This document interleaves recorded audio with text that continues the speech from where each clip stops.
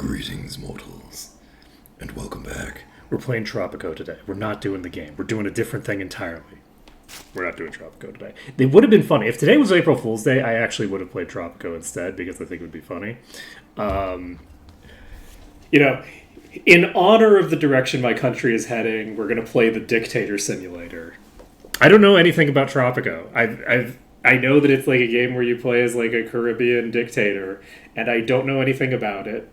And a friend of mine bought it for me months ago, and I still haven't played it, and I should because it would be great. And I was like, maybe I should play Tropico on stream. That would be fun.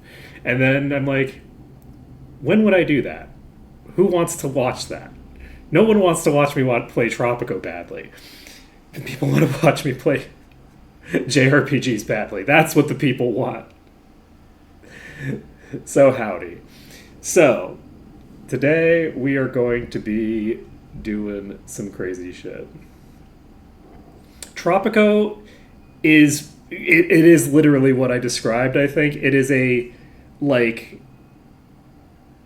it's like a Sim City type thing, I think, but you're a dictator. That's what it is. It's like SimCity, but it's simulating being a dictator in the Caribbean. I don't know whether it's going to be super cringe. Like, it's entirely possible. Like, in the last few years, I've become very knowledgeable about like political systems and all that kind of stuff, right? And so like I'm like aware of like, okay, well, what is a communist? Okay, well, what is a person who calls themselves a communist going to be like as a ruler versus like what is communism as a concept, right? Which are very different things because most people who call themselves communists are at least fascist adjacent, right? So like there's like all this dynamic. So I'm like much more familiar with stuff now, and I would imagine it's going to be super cringe and just make me sad. But it might not be. Who knows? I don't fucking know. We're going to load up Crystal Project because we are going to be doing that today. That is what we're doing. And it's going to be great. But yeah, whoo boy. We're standing here. I think that we should just never set our home point anywhere other than here, just so that I can remind myself of the sadness that I just don't have any idea how I'm going to beat this boss. I'll get around to it, but one of the reasons that I'm doing the summons right now. Oh, I guess I should probably go to live scene so you can see what I'm talking about. But yeah, I've heard of Just Cause, but I don't remember what it is. Let's see, what am I doing? It might help a bit. That is very cool looking, actually. When you spin around as you're raising up slowly. Like, raising up fast, it doesn't look as cool, but there's like a... Anyway. What was I doing? Right, we're going to... let's go get ourselves killed by this boss so that we have our resources back. Okay. And then we can, from here, figure out what we need to do.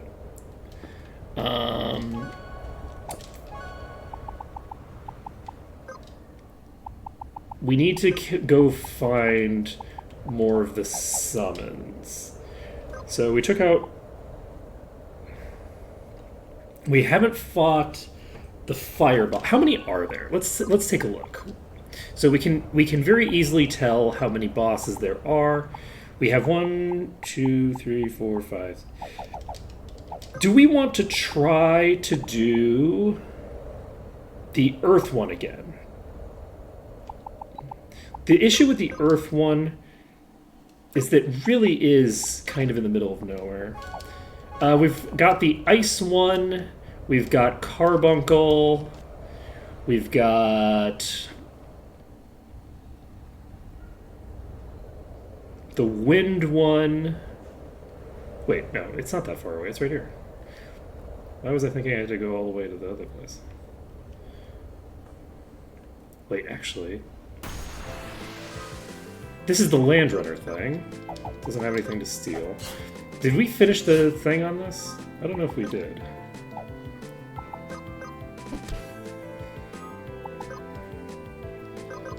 Don't mind me, it's fine.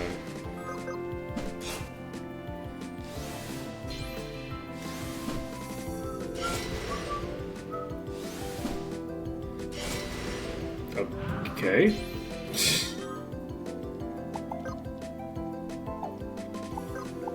Give me a cyan. Because I think life drink will just... Oh. I guess I should have used guillotine, huh?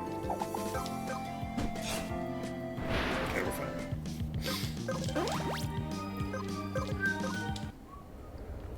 But I am actually getting a lot of LP with the summoner, so I guess I might as well just start taking these, huh?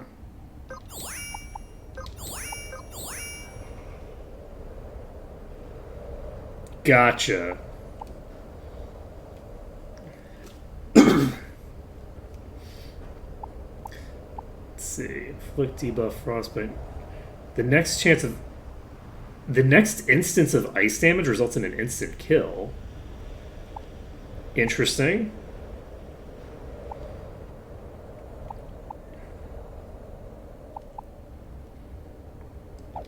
Okay, so we have the ability to... If we wanted to, we could try doing Carbuncle, but I don't think that makes much sense to do for this. You don't have anything to steal.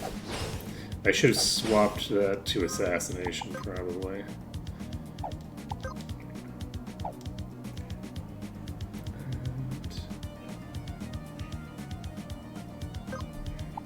Cast Shell and Pumpkin. I didn't do what I probably should have done.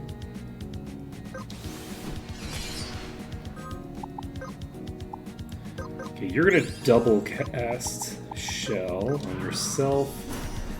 And honestly, Apple, I don't... Keyline isn't super important right now. So Fissure comes out, that's an instant death. Safeguard comes out. We're gonna cast Life. So Reaping, we can now use Life Drink.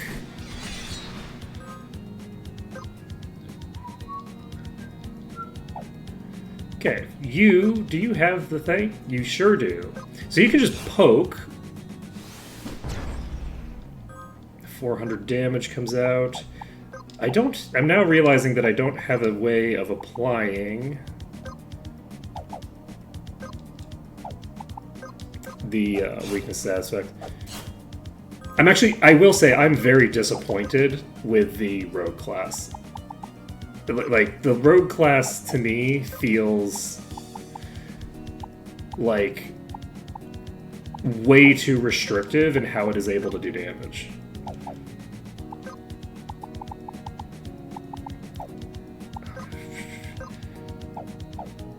You don't have an explode setup, do you? Like, at all? You're doing, like, 4,000 damage with the buff? No. That's too little damage. Okay, so... With that being the case, I'm going to be relying on Pumpkin to do the bulk of the damage. Which is unfortunate.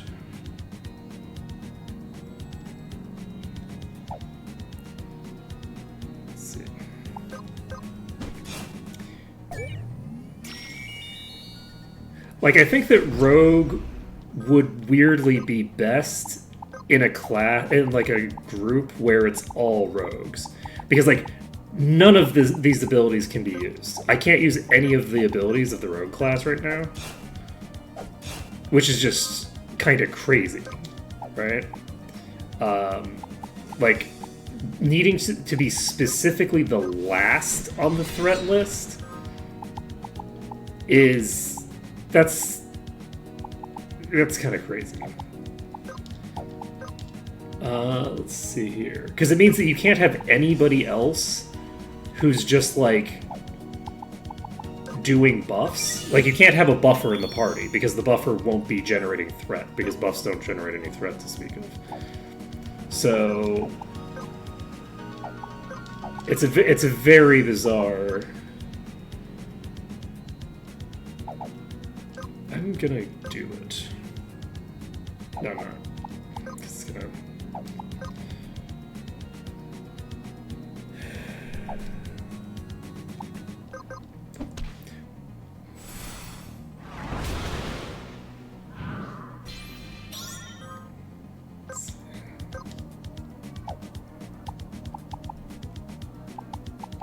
But, like, I don't even know what's causing the threat on Keylon, because I don't think that their gear is causing threat.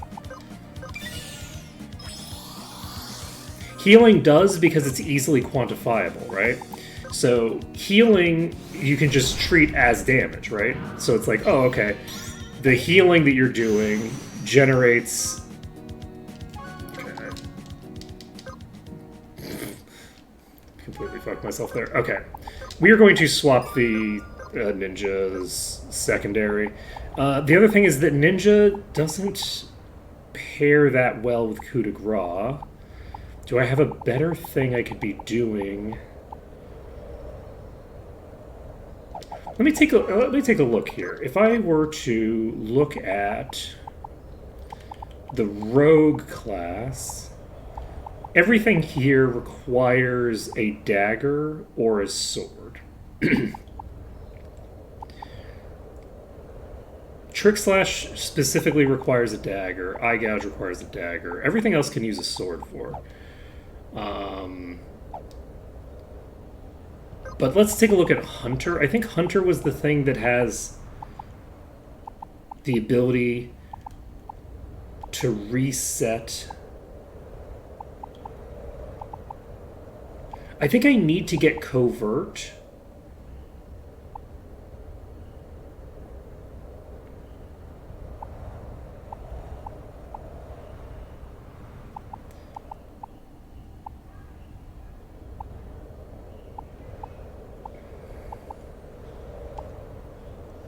If I'm going to be able to use...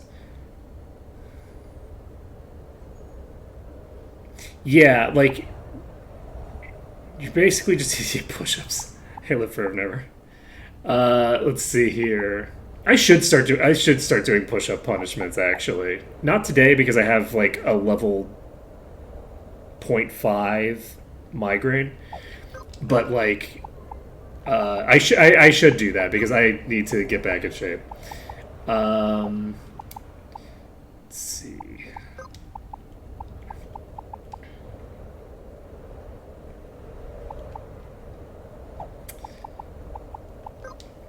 What would I do?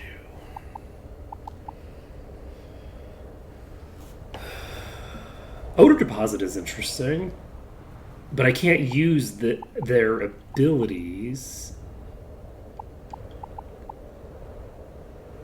Like, none of these abilities except for Balm.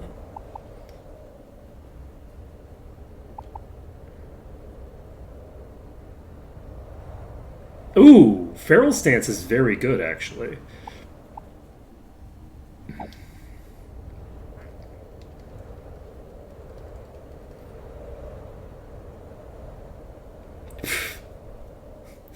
What?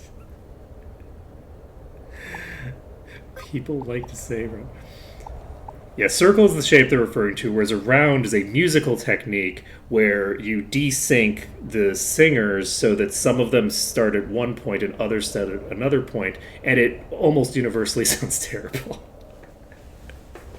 Let's see. The issue with Fencer is that it doesn't have any really strong abilities. Though, I guess Checkmate... Checkmate has the advantage that you'd have two separate attacks, so you'd have a substantially improved thing. So, if I was going to do that, that would mean that I would need to move French Silk to Ninja instead of Summoner. And we'd have to abandon the oily sword, probably. Unless I wanted to just set Keyline as the summoner. Alright, let's take a look at this. If we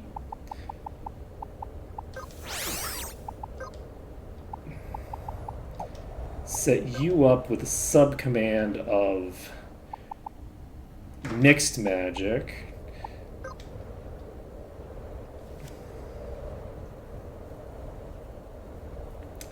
Yeah.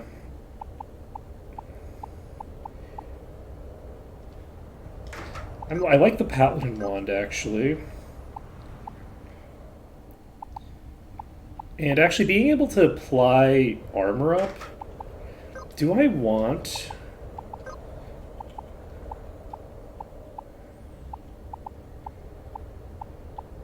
Like, do I have another buff I could add?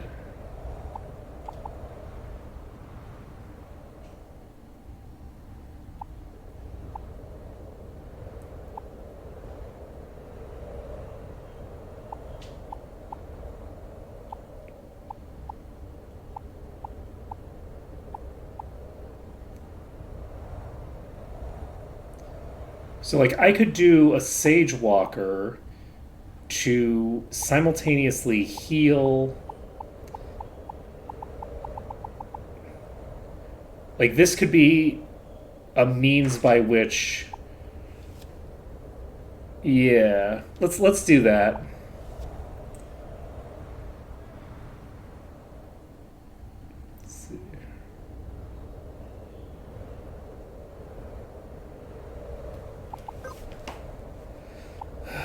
Let's see. And we'll give you the shell gown. That's permanent. Give you the ribbon. You don't need the lock-on lens, I don't think. I'll give you the float shoes. Okay, so French silk. Let's see. If we make you... Unfortunately, we can't use the swordsmanship thing that you're good at with this. 60% increased. What is the dual wield? 2 one-handed, so decrease attack by 35%. Attack is, I think, this is not quite correct, I don't think, because there is an additive modifier to the from the other from agility, but I'm not going to worry about it. So if we say that we have 200 times 0.65, that's 130. That is actually not as good as the Fencer bonus.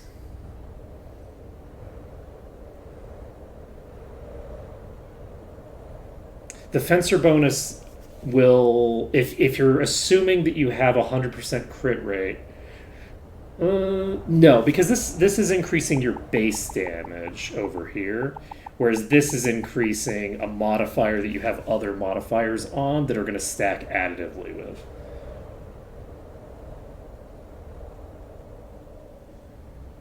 So, if you go with Fencer,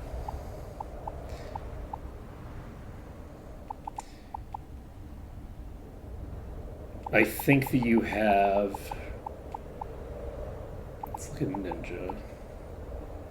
Yeah, Ninja has about the same agility that the Fencer does. So...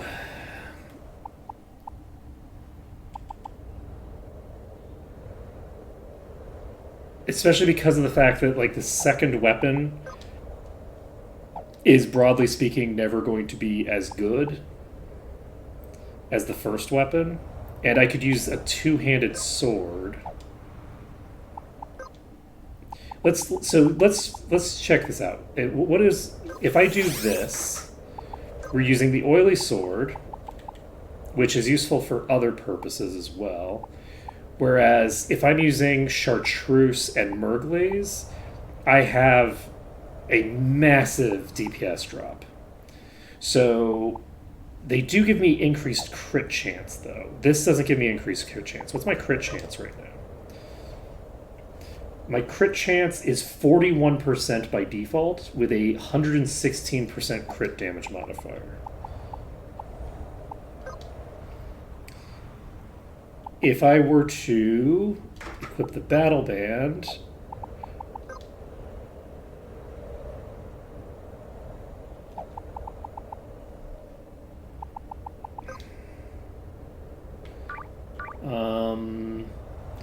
is crit damage bonus not the same thing as your crit damage modifier?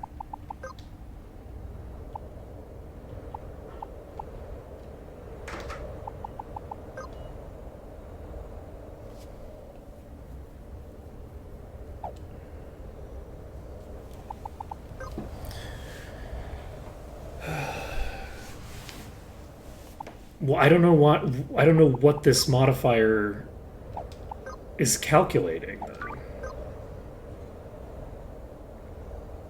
It should this should be taking into account the fencer multiplier because this is 51%, and they're at I didn't realize the crit damage modifier was only 50%. So this is actually more than doubling the modifier. So this is going to increase crit damage by.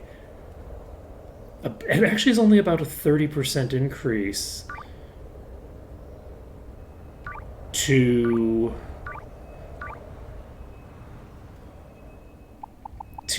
damage, but we do have 355 base damage. Can I get anything higher than that? I don't think so. And the stat that we use is not based off of the weapon, it's based off of the ability that we're using. So when we're using sword play, we're going to get it based off of agility. We have acrobat shoes.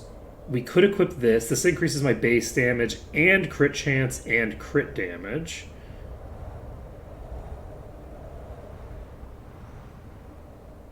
Let's equip this. And then we can equip... So dexterity seems to be the stat that gives me increased crit chance and crit damage.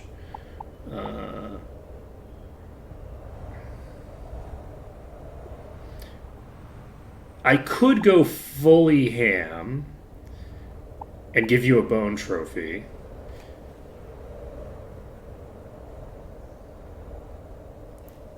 Attack is just the stat on the weapon. Attack is not a stat on your character; it's a stat on your weapon. It also can be given from other gear, but it's predominantly given from your weapon. So if you look at my attack is 393 because I have attack coming from. I have plus 20 from here and plus 18 from here, and plus 355. So those stats combine to give me my attack stat. Attack stat is not strength. So, let's see.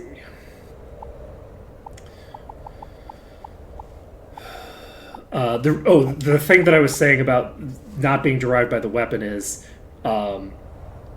different weapons don't automatically have a stat that they are given when they're using your abilities. So it's not like using a sword is going to use strength instead of agility. As long as I'm using the rapier abilities,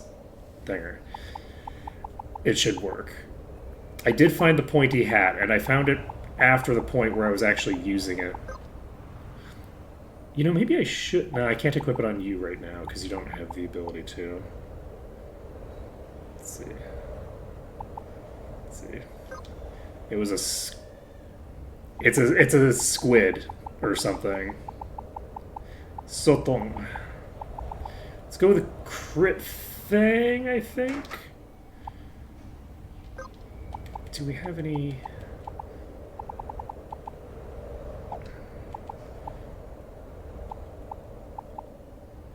Okay, let's look at our passives. So, equip sword is a given because I don't think we by default get access to swords, right?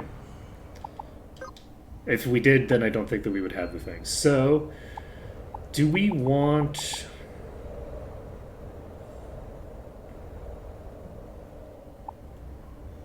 Do we want stalwart?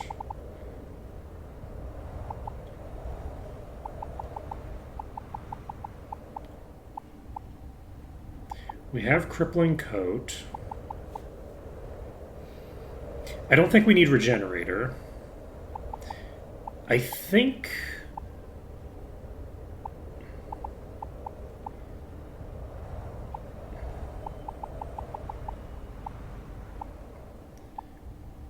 I think we want smoke screen.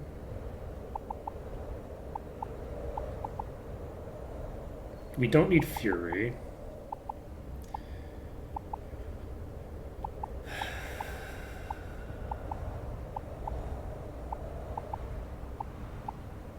We're going to take smoke screen because this boss is going to use that kind of thing. You are going to be just healing people, and when you're healing people, you'll automatically be giving them armor. So I think that's a good effect. You automatically have shell. You have regen and Vita Crown. It could be fun to give myself the pointy hat and do like a full thinger build, but I don't think I want to do that. Pumpkin is automatically going to get protect and shell when they get low, so I think we might be able to just chill with them. The issue is that this enemy is going to be... You know, we're not gonna do this the smart way for right now. We'll just give you, I don't know, beads of defense, and we're actually gonna do something a little bit crazy that I don't think is a good idea, but is funnier. So we're gonna do the funny thing. We're gonna give you both of the things that have the massive DPS boost, and we're gonna hope for a crit, and it's gonna be funny. We're gonna use Undead Ring. And what was the other one called? Bone Trophy. And the Bone Trophy,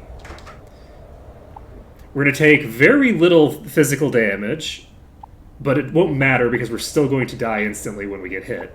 And the goal here is to just see how much damage the oily sword can do if I do a checkmate.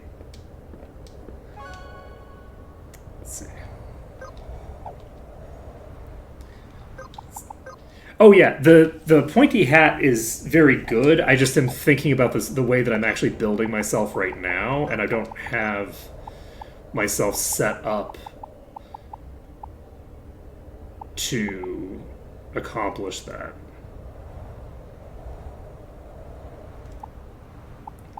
The Curse Giver is interesting.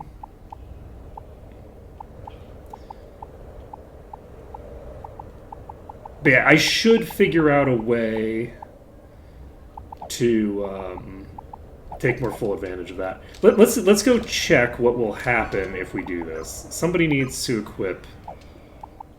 I don't have anybody who can use light armor except the person who I'm doing shenanigans with. But I just realized I don't have the passive that gives me... a thinger, but that's fine. We're gonna put her down here, and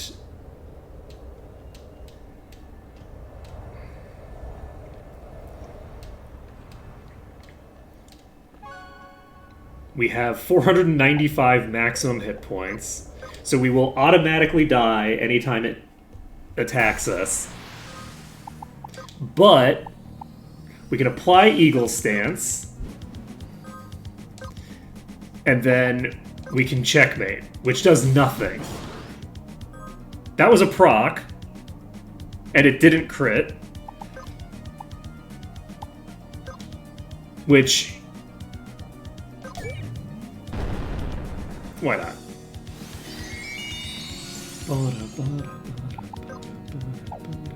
Wait, you can repeat that. You don't need to repeat that. Okay, we're going to Rending Cut.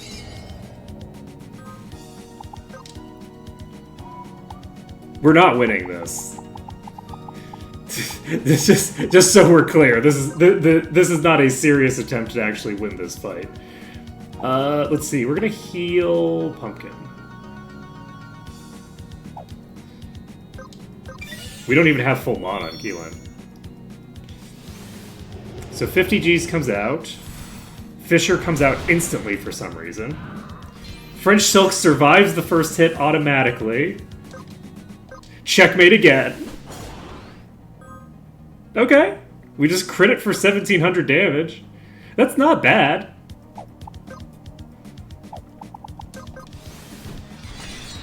Okay, it's going to use a single target attack now. French Silk is definitely dying to this. Cast Life.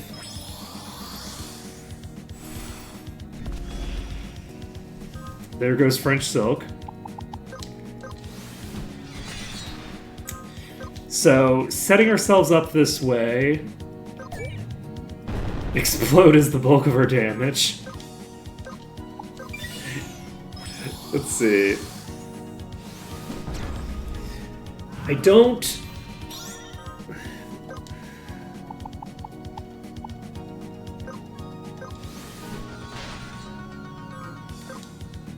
know that we have a...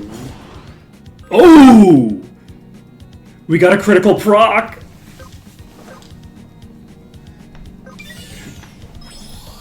The boss is at half-life. Just keep using Checkmate over and over again. Okay, Reaping Cut. I think you're AoEing this turn. Rending Cut should be fine. Ooh, we didn't get a crit. That's a problem. Okay, you're gonna go ahead and explode. And wait, this is no longer a battle of attrition. This is a battle of me trying to. Oh wait, you already have Shell. I didn't need to double cast anything. What am I gonna do?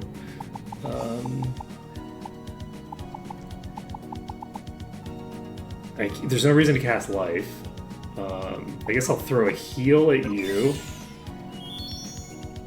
I have regen on everybody who needs it. It's going to AoE and kill French Silk this turn, so... I guess I protect on Keyline just for...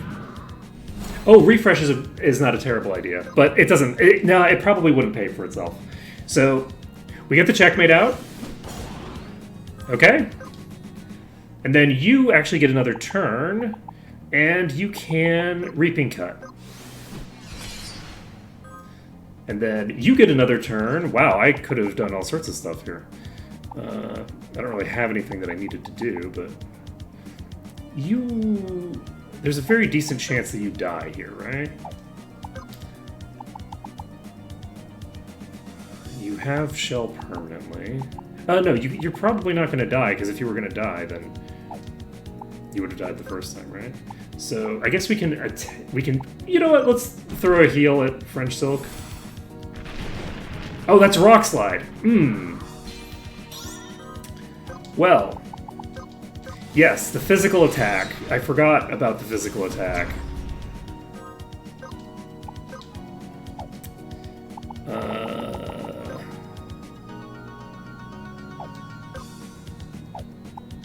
Do we Rending Cut? We have Satanic next turn. I'm going to Rending Cut this turn. The hope here is that we survive this. Oh, not quite. If I had used the cheaper ability, I would have gotten it. Actually, I think I would have gotten it even if I had crit. So that worked out better than I expected. We got the one proc with French Silk, but like that wasn't too bad. The question though is, were these really doing that much of a boost? or not. I think they probably were, question mark? Yeah, the RNG was definitely in our favor there.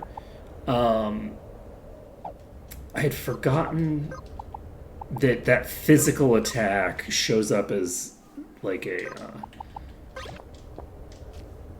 shows up as a spell.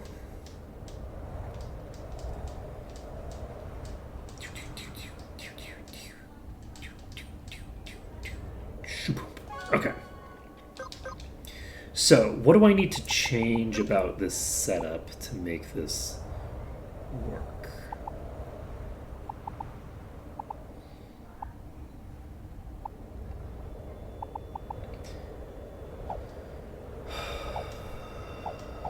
It would be really helpful to be able to apply an attack boost. So the life jewel is not the thing that I needed to have equipped. I equipped the wrong thing. There we go. It's Sage's Walker. There we go. Okay.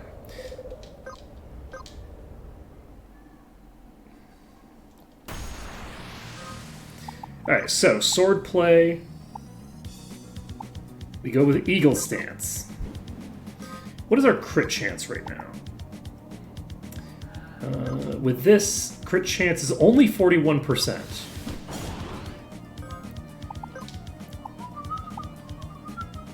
Okay, we're going to immediately explode.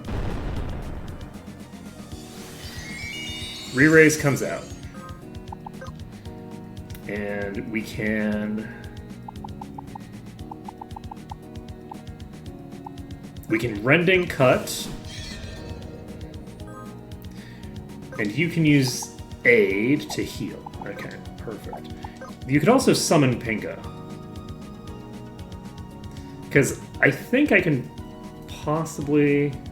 Oh, Pumpkin doesn't have Thinger. Yeah, let's go ahead and just Aid on you.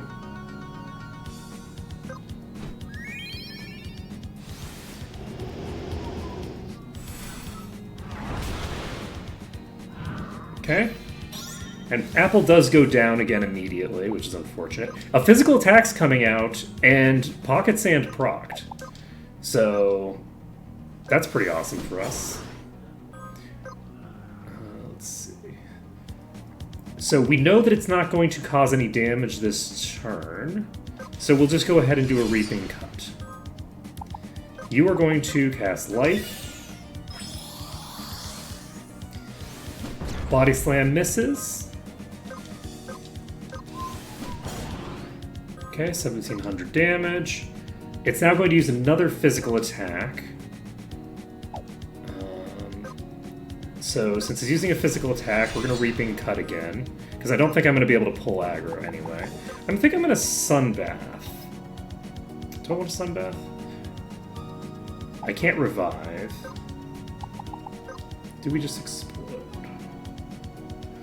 If we explode, we're only going to deal 4,000 damage.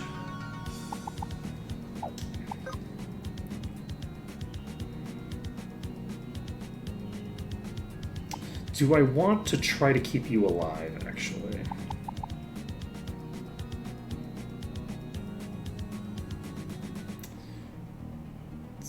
I think I'm going to try to keep Apple alive. Okay, we're going to cast... We're going to summon Pinga. Because this will heal everybody else up. French Silk does go down, unfortunately, which is going to cost us a considerable amount of time. But that's okay. We have a lot of options here. Let's do a Rending Cut. I think this is the AoE, probably. So we have Shell for one more turn. And we can cast Life. We now have 2 more Explodes in us.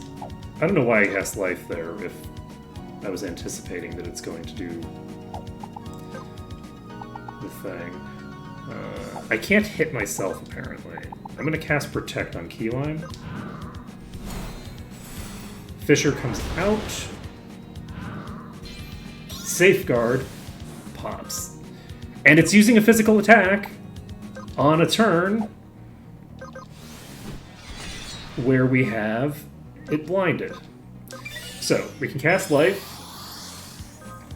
and we can cast Protect on you. And then we're going to try to get a thing off. It's using 2 physical attacks in a row. I'm going to go ahead and Rending Cut again. Or Reaping Cut, rather. And then we will... we need to Eagle Stance first. Checkmate. Alright, let's do a Sunbath. Now, Sunbath is coming out, and we can use what with you? You can refresh on yourself. I don't think that it'll matter. I don't see any way that we're gonna have this battle go for long enough for that to matter, but we're gonna checkmate. We got a proc and didn't crit. Didn't crit. Let's see here. You can... Undead drops when you die. It's just a normal buff. So when you die, it goes away.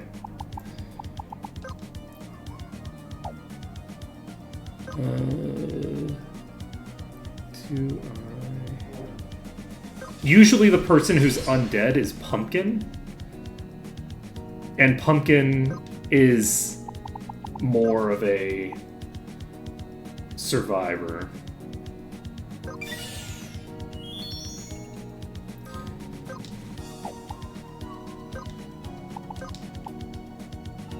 I'm gonna try the... Oh wait, no, we're losing Shell. But it might be the other one. It's Fisher, so we probably just died here. We do. God damn it. It's using a physical attack. Rending Cut comes out. We are going to double cast Life.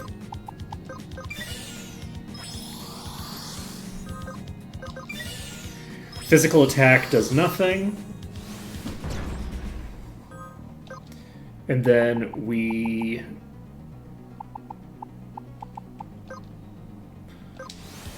Reaping Cut. The boss is at half-life. We can checkmate. Nope. Eagle Stance. We also drop the other stance, so we have half max HP and no benefit for it after we die the first time. As meme builds go, this is not an optimal one necessarily. Let's see here. We're going to have you do a Sunbath. And you're going to go after the boss, but the boss is hitting Pumpkin. We're going to protect on Pumpkin.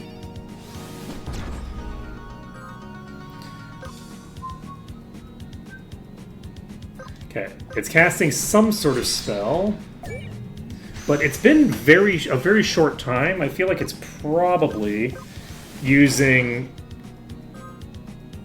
the thinger. So, do I protect on Key Lime?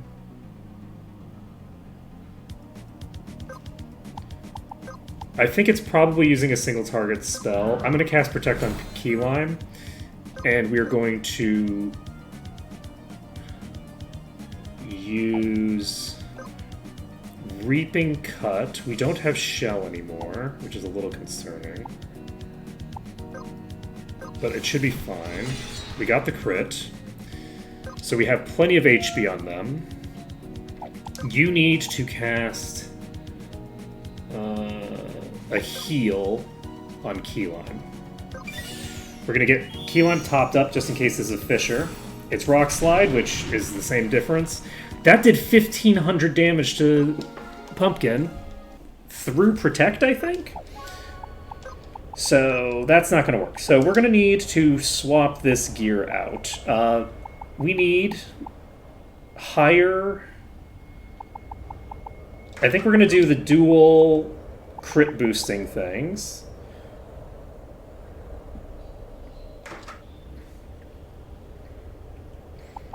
And the unfortunate thing is that Rock Slide, if it crits, will automatically kill whoever it crits. I don't think there's anything I can do to stop that, including like doubling my max HP.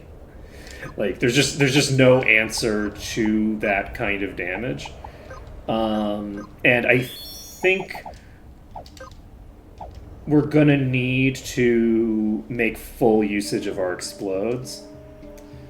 But yeah, the things that we need to maximize our current build would be an attack booster for you. Let's see how much of a difference this makes in damage.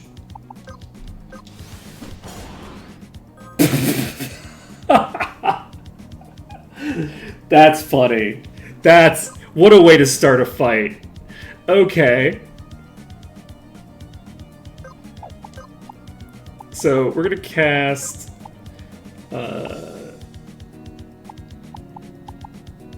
no, we're not. We're gonna explode on you. We got the thing. 10,000 damage on turn 1.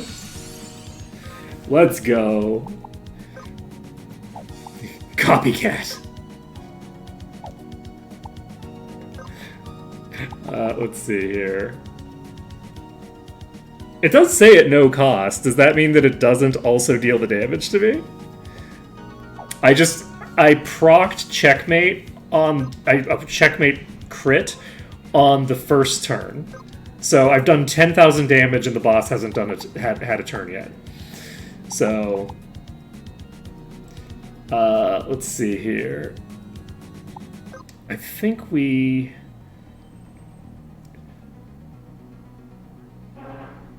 tag this, and then we double cast Shell. I think Shell will be sufficient to keep Pumpkin alive with 900 HP, but I'm not actually positive. I might have fully fucked myself here. We're fine. We get the safeguard. Pocket Sand comes out, and you are going to just checkmate because you survived the hit. So, you are going to Rending Cut because it can't hurt me this turn. You are going to cast Life. You know what? You're going to double cast. You have a lot of mana to play with, and this is a boss that I can't like wait a long time with. So we're going to cast that, and we're going to cast Regen. But yeah, I think the issue fundamentally is going to come down to once it gets below half-life and starts using Rock Slide, I think I just die. Like, I just don't think that I have an answer to the sheer volume of damage that it's capable of doing when it gets to half-life. Sunbath is 14, which would mean that I couldn't do 2 more explosions. I think I'm going to explode right now. This doesn't quite bring it to half. We're going to cast Life, and French Silk I think dies to the Body Slam here. Yep. It could have missed, but it didn't. Let's see here. I think I'm going to Life Drink. Just get a little bit of extra oomph there. And we are actually just going to explode again. We're going to burn through all of our explodes, and we're going to not do any double casting or anything. We're going to throw an aid out, which I should have thought about the ability to do that. I don't usually have that kind of... Oh, you're going to immediately... Is that the Rock Slide? That might be the Rock Slide.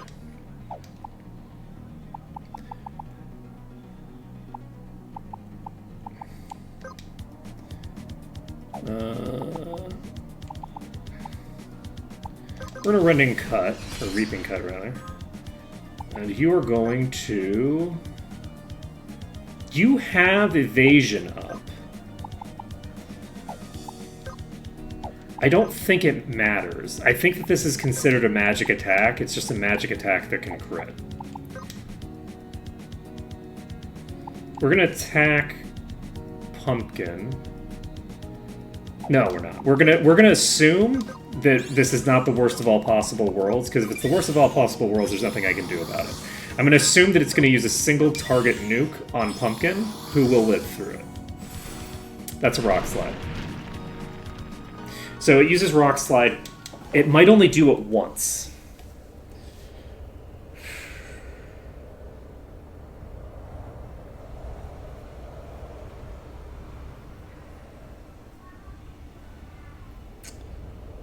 Rude.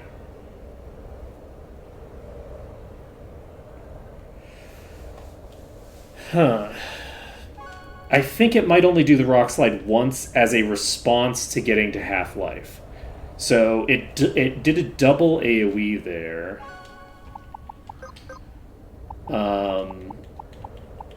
Yeah, I don't know what I'm going to do about that Rock Slide. It's just hitting so hard.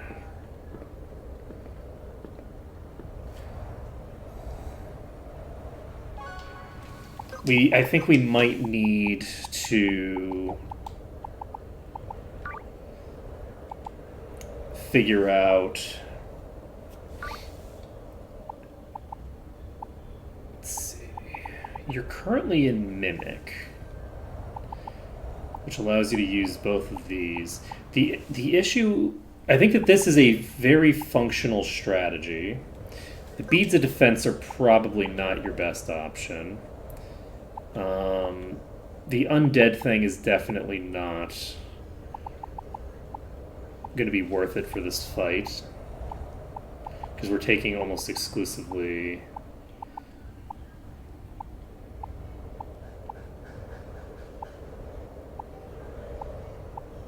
magic damage. I could put on the Resist Shifter. I'm actually going to take a look at all of my skills that I have available.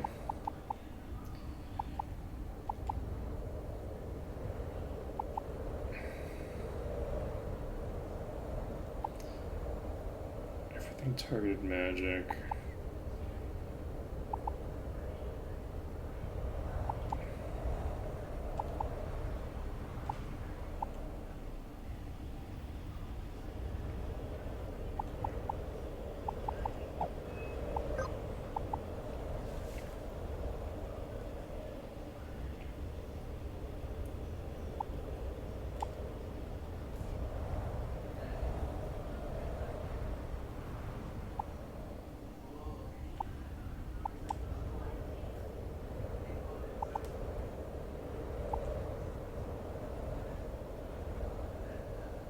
Shimmertide is the resist up that's permanent.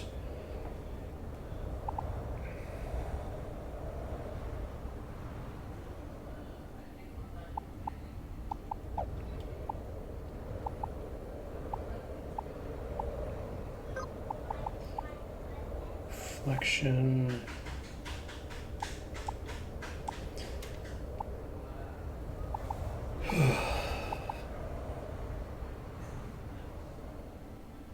Oh, I guess Overload is the thing that I have. Let me take a look at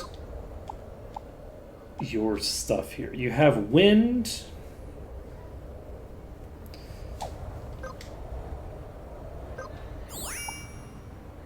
I could potentially use this. This might actually get the job done. Let's give you these two.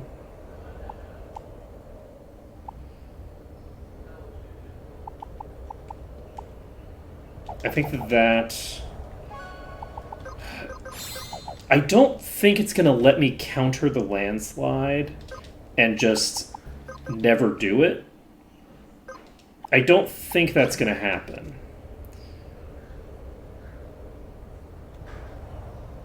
But it could, in theory.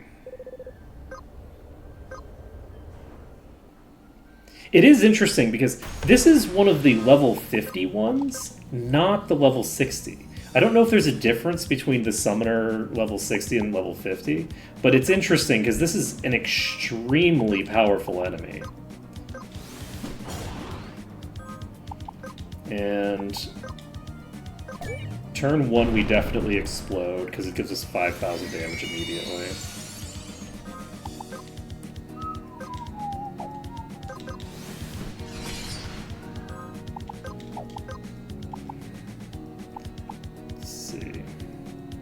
Do I do this just because...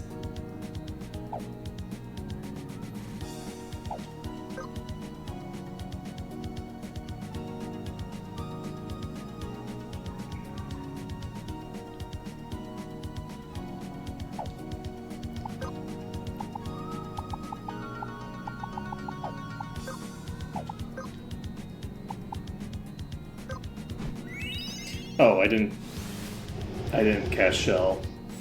I think that we might survive this, but not positive. We do. Alright, that was closer than it needed to be. It is using a magic attack, which means that I am going to probably die here. We're going to Reaping Cut because we know that it's going to be killing French Silk this turn.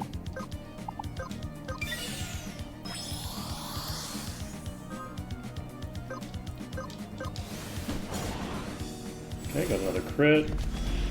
Quake Sand comes out. You're now attacking Pumpkin with a physical attack. We use Life Drink. We're at full HP. We're not going to use the Explode. I think what I'd optimally like to do...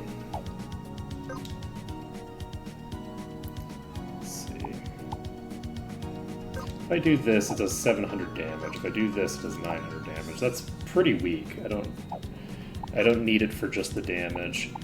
What's the charge time on this? The charge time is 60, which is a pretty huge amount of charge time. We can cast...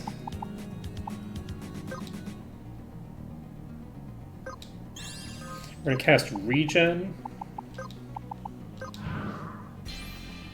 And I think we're going to cast Shell.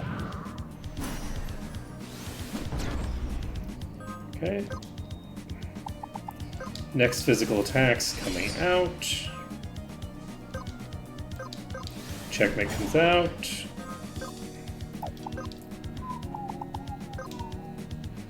And we're actually going to do this.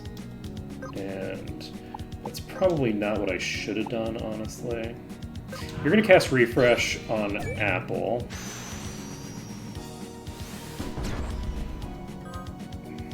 It's doing another physical attack.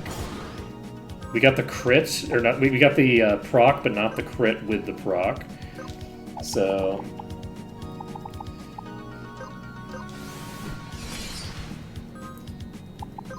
Okay, we're going to use Aid.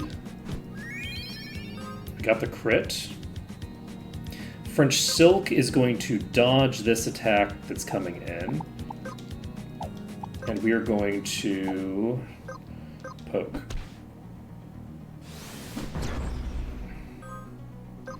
Okay, we're going to checkmate. No, we're not.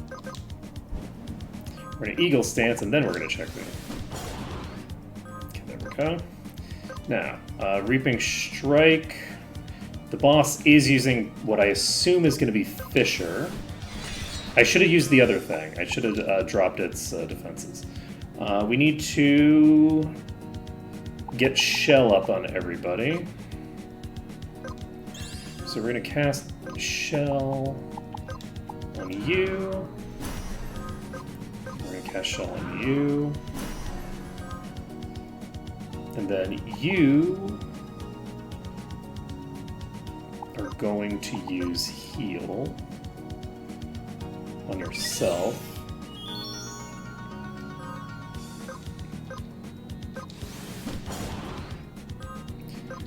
Because that gives me an extra turn with Thinger. We have Shell and Protect, so we should be fine to Reaping Cut here. And we can now cast Shell on French Silk. Fissure comes out. Everybody survives it. Safeguard procs, and Pocket Sand comes out. We are going to Sunbath. We are going to checkmate. That is a full crit. And the boss, I think, is now going to use Landslide. So we need to set up for the Landslide with Protects on everybody and everybody at full HP. We're going to do a Reaping Cut to maximize my HP.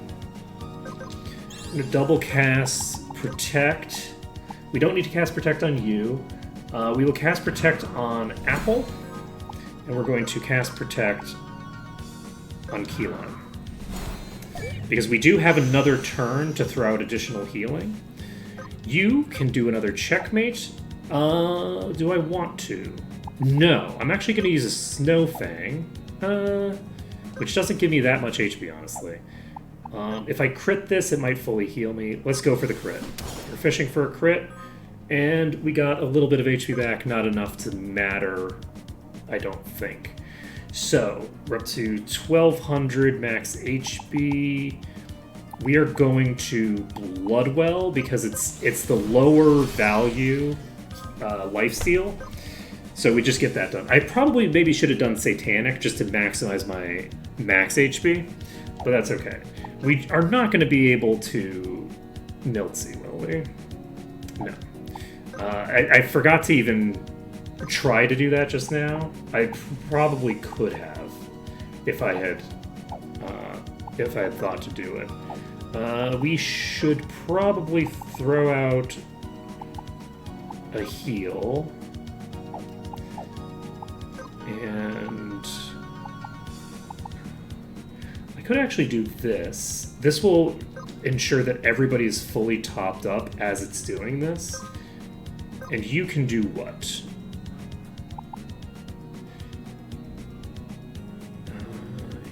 You could... I don't have a... See, I'm now realizing that I need to have a magic down ability. I don't need to heal. Let's go with Protect. We're going to Protect on French Silk. We're going to hope that it doesn't crit anybody and that it does less than 1,000 damage.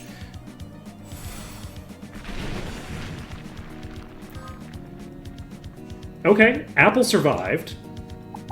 And Apple has enough MP left to double cast Life. Does that help me much? It depends. It depends on how this upcoming turn goes. We're actually going to Life Drink because this will allow us to get ourselves into as good a position as we're going to get. And you are not going to do some bullshit. You're actually going to double cast. So we're going to double cast Protect... No, we're going to double cast Shells onto Keyline. And we're going to double cast it onto... We're going to maybe heal? Doesn't really heal for a lot. You know what? We're going to use a Refresh on you. We're going to convert a little bit of our mana to them. Can we Sunbath? No, we can't Sunbath before the boss goes, so we're just going to throw a heal directly at Keyline and hope for the best. You have no ability to summon right now. We will cast a heal on ourselves. Because I don't know. It's following up the Rock Slide with an immediate Fissure. Okay. It's now blind. It's not going to kill me this turn. That's great for me. We're going to double cast. And we're picking up both of these other characters again.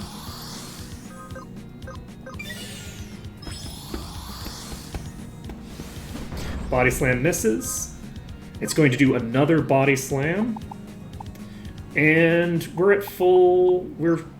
I think we're fairly safe. We're going to Reaping Cut. Safeguard procs. You know, fairly safe. We're going to checkmate. Are we going to checkmate? No. We're going to cast refresh on you, question mark.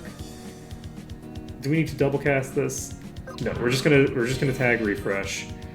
And we are going to Sunbath. It's using a spell. It's probably fissuring again because it just loves to make my life miserable. We're going to heal Pumpkin, I guess. And we've got an AoE heal coming in. I'm gonna try this. We got the crit. And we have over 1,000 max HP. And now we have... I think I'm gonna cast Shell on you. Can I pull back out of this hole? I don't know that I can. I think I need to start doing damage.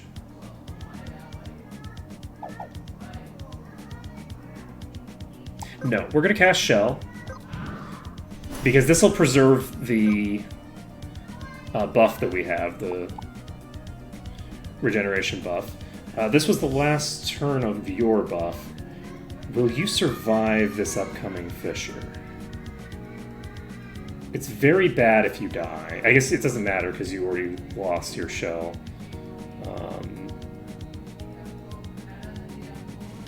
I think this is a fissure. I'm gonna do this because it's free. Fissure comes out. Keyline. Takes 1,000 damage. Oh, right, because the shell was wearing off that turn. I forgot about the shell wearing off. Okay, well, that's GG. I mean, unless it isn't.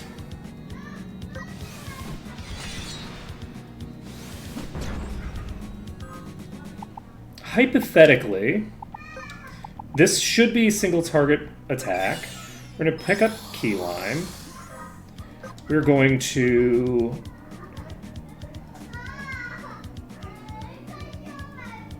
We have both of our buffs up. Yeah, we've got it down to the red. Do we do this? This is an insane thing to do. We're doing it. We're Rending Cut. That gives us...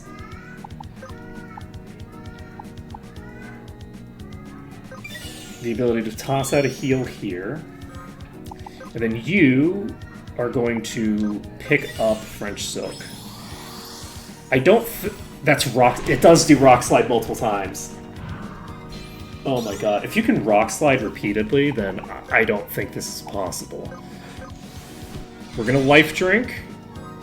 I don't see how we're gonna theoretically... I mean... Fissure immediately after it? Oh my god. I mean, we have 4 turns of these buffs. So... we can... Satanic...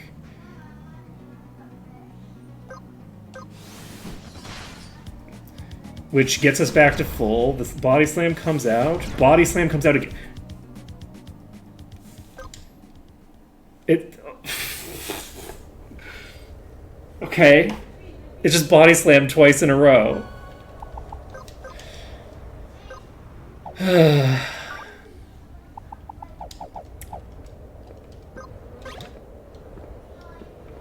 I can't believe it Body Slammed twice in a row there.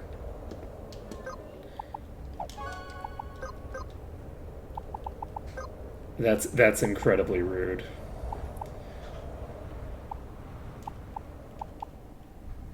Yeah, if it can do it multiple times, that's a big problem.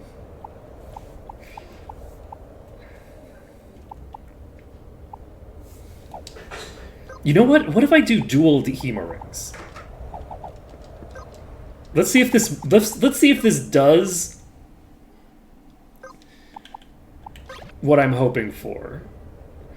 If I have dual hemo rings, can I solo the boss?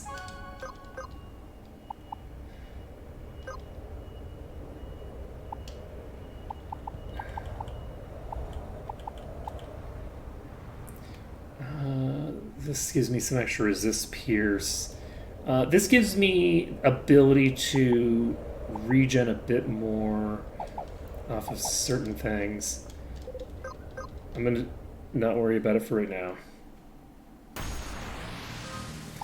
Okay, we are going to Eagle Stance. We are going to checkmate. We are going to cast barrier on you, maybe? Do we want to do that? No, we're gonna explode. This gives us a bunch of bonus damage right at the start. Let's just get that done. I think we're gonna explode 3 times with them and just not worry about it. So we're gonna see what happens with our lifesteal here. And I'm not actually sure.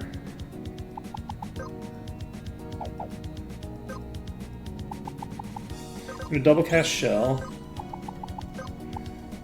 I don't know if those are stacking or not.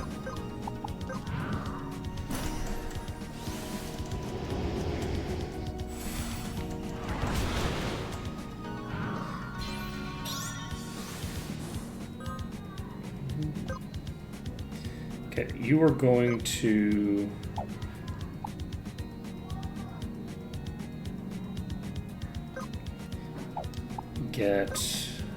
I'm going to do this. And we are going to continue using Reaping Cut? No, we're going to life drink off of this.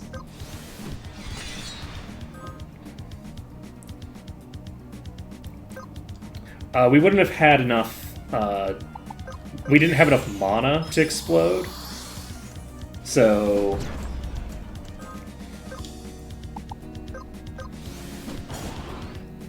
like, we wouldn't have been able to explode in the last fight the way that we're doing here.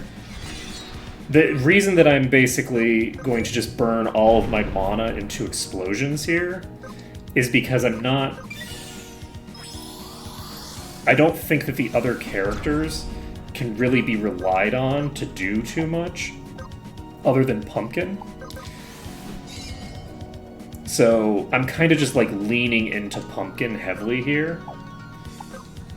And basically being like, okay, the rest of the party's job is to get Pumpkin to the end of the fight in as strong a position as possible to survive. I'm just going to go ahead and throw out an aid. This gives us the thinger again. Fissure comes out. We live that with both. Pocket Sand comes out. That blocks the next attack. And then we Reaping Cut. And then we throw out a double cast life. I actually didn't necessarily need to double cast this because, oddly, Apple doesn't really have much to do at this point. We did get the miss there. That's excellent for us.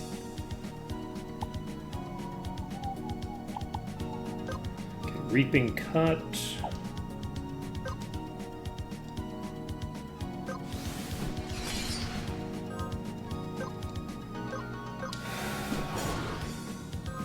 It's at half life, so it's going to use this physical attack, and then it's going to follow it up with Landslide. We could do a Mana Burn strategy.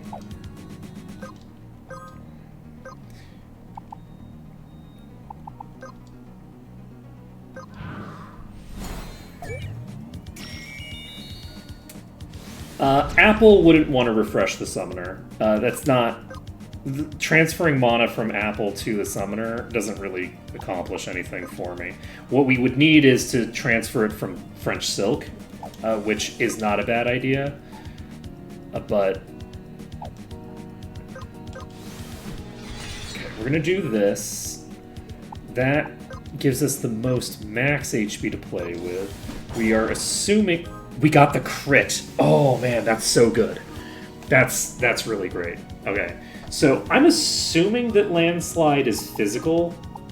I could be wrong though. If the damage on landslide isn't physical, then throwing out this aid is a big mistake. So we're gonna find out what happens here. Let's see. We're gonna do swordplay. We're gonna do. I didn't have Eagle Stance active. God damn it. We checkmate again. Let's see. I like checkmate. The only issue is that because it is so random, it yeah, so I actually have a turn here to cast Shell. So because of that, I think I Satanic here. That just gives me a little bit of extra max HP to play with. So we're casting Shell on you, just in case, but also because, yeah, there's a non-zero chance that everybody else just dies instantly, so... Alright, we're going to Reaping Cut, question mark? No, we can't Reaping Cut. You're just gonna do 2 physical attacks on me and kill me instantly, aren't you? You piece of shit. Body Slam. Body Slam. Okay. We're going to Reaping Cut. And then we're going to Bloodwell. This is, no, we're not. We're going to Reaping Cut again. Fissure comes out. Body Slam comes out. Like, Pumpkin isn't fast enough to solo here.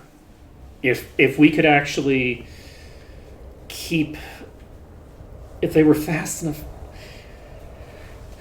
we'd be okay here, but... Oof.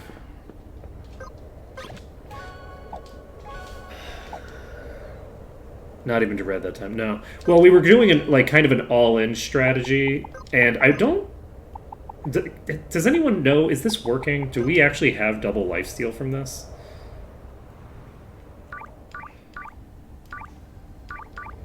You know, they all have fairly similar numbers of finishing blows, which is kind of interesting. I guess it's because most of the finishing blows are coming from when I'm going to go grab LP.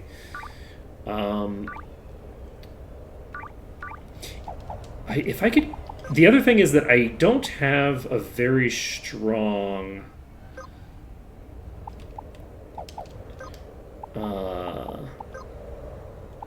Scythe. It's only 300 base damage. But unfortunately, it looks like there isn't going to be a Scythe that has, like, the crazy damage values that we have on the Oily Sword. The Oily Sword is kind of, like, unique in that regard.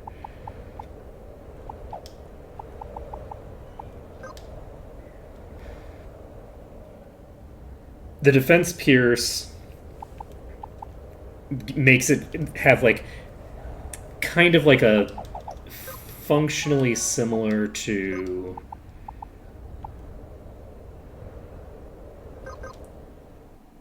We haven't found a thing here, right?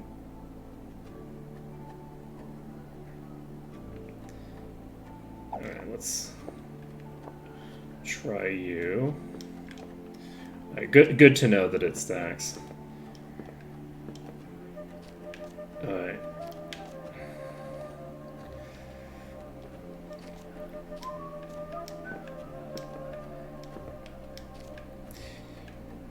I think that I do need to prioritize getting the appropriate debuffs in play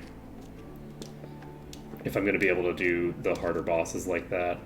I need the thing to have like the magic down and the physical attack down effects, which I currently don't have active in my party.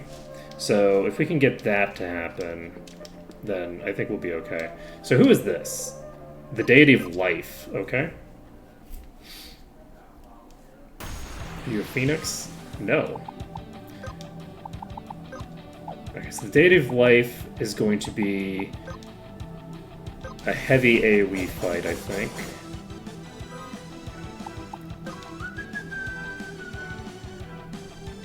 We're gonna cast...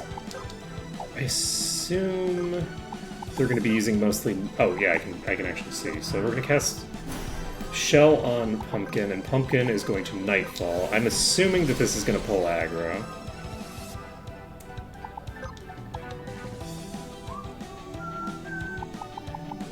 Let's cast Protect on them.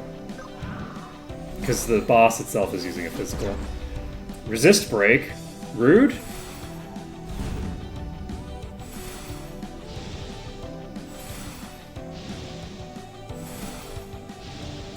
Okay, we survived that. We can Swallowtail again.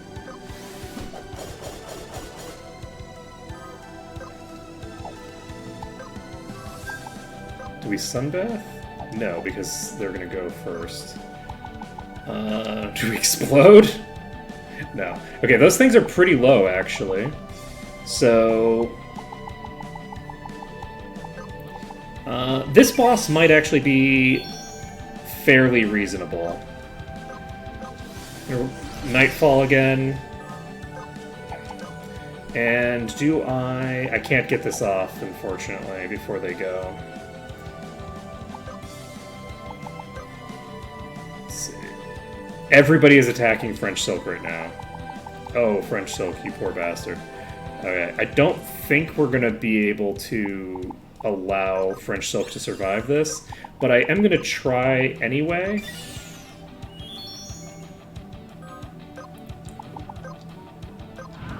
Get the Protect up, because it's mostly going to be... If Irina comes out, that's an AoE.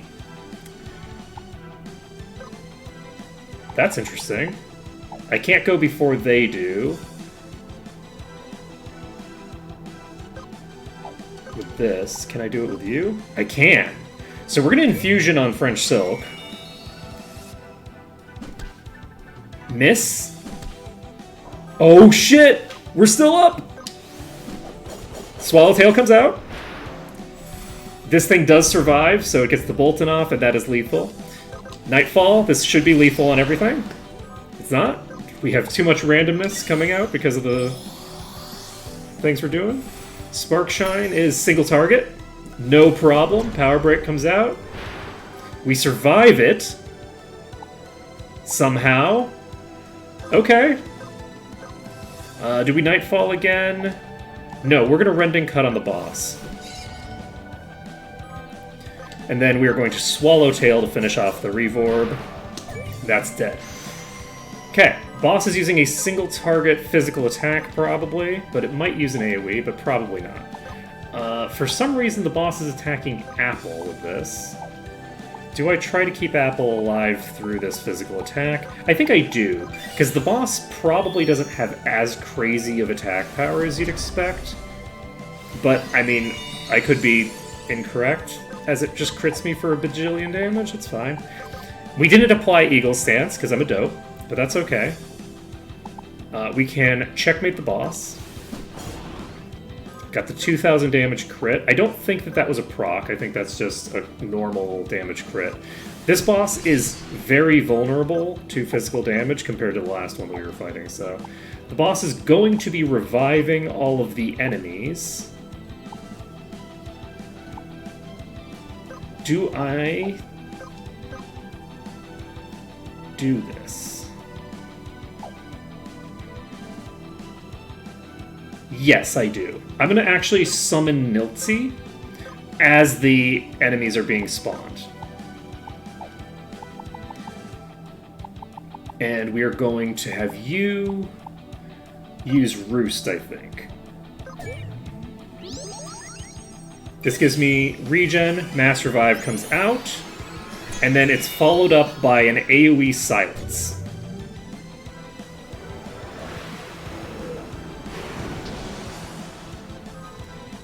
And the boss is immune to silence. So, we are going to Swallowtail. And we are going to Nightfall.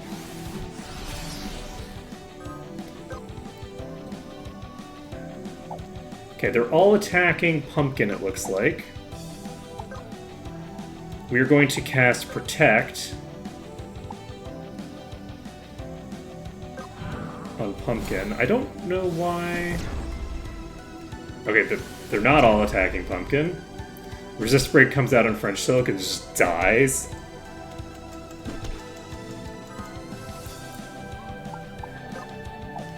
Okay. Yeah, I think the boss was immune to silence. Oh, receives 50% more healing. That's concerning. Resist Break comes out. Oof. Big hits.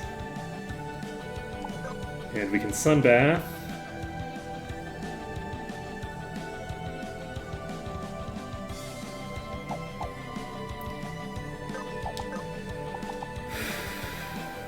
We don't have Shell up. We need to get Shell up. We're actually going to double cast. We're going to cast Shell on Pumpkin. And we're going to cast a heal. I think they're all attacking Pumpkin. We're throwing a heal at Pumpkin. Okay, unfortunately we do have Power Break up. Okay, Swallowtail coming out. Okay, so now some of them are targeting French Silk. Let's throw a heal at French... Let's throw an aid at French Silk. Safeguard procs. Bolton comes out. Not quite lethal. And we could do... We healed so much HP back. Jesus Christ. Alright, yeah, we just keep doing Nightfall. We don't need to do anything else. It's fine. Sparkshine comes out. That's not lethal. Safeguard comes out again. That's fine. We just reapply that buff. And everybody's attacking Pumpkin. So we can just toss a heal at them. And they will probably survive. That's a crit.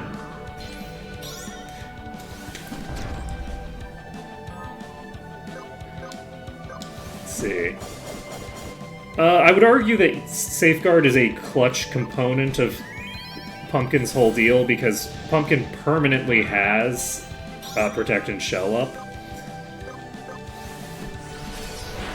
So every time they get low, they would be dead if they didn't have it, in all likelihood.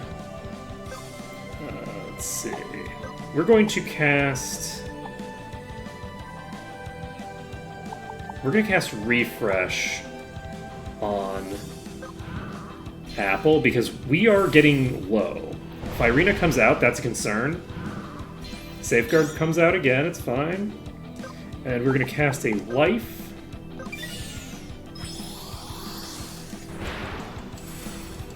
Bolton comes out on French Silk for some reason.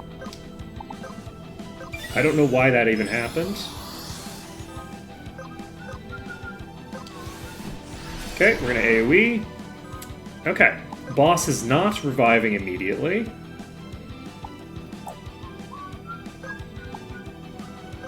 She's casting an AoE, maybe. She's maybe taking single target. We're gonna assume she's doing single target, which she is. And that means we can get off an AoE heal. And we can activate Eagle Stance. Use Checkmate. We got a decent crit there, nothing too crazy. And then you can... I think you need to refresh on yourself. I need to...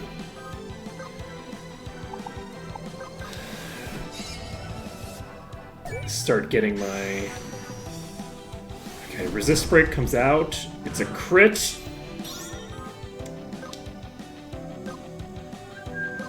Checkmate. Non-crit. She's below half. So she does receive extra healing. I assume that she can self-heal.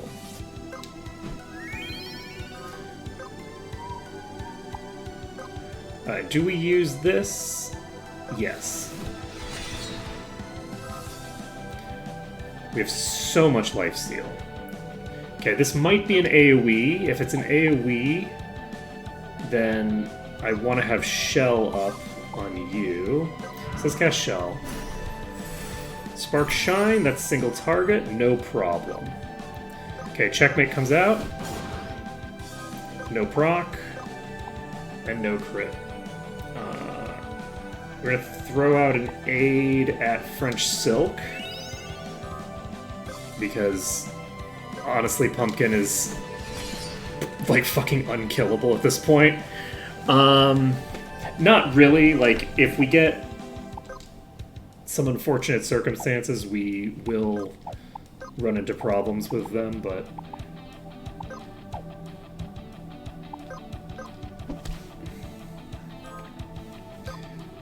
Okay. Okay, we got a crit. It's not the thinger, but it is... It's not a proc, but it is a crit. Let's see. We've got...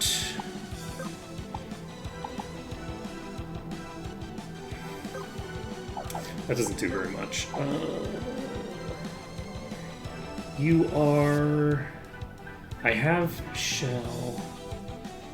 I think I'm going to do a double cast. This is probably overkill, but we are going to double cast a heal on Apple and Keyline to make sure that they are fully capped out in preparation for a potential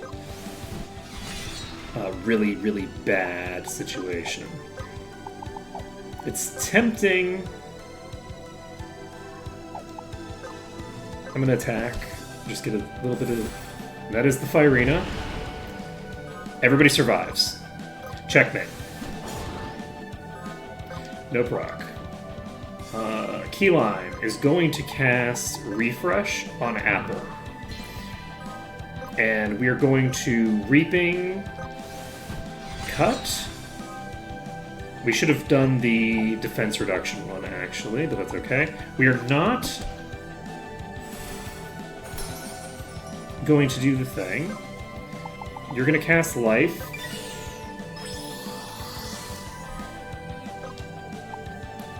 You're going to Rending Cut.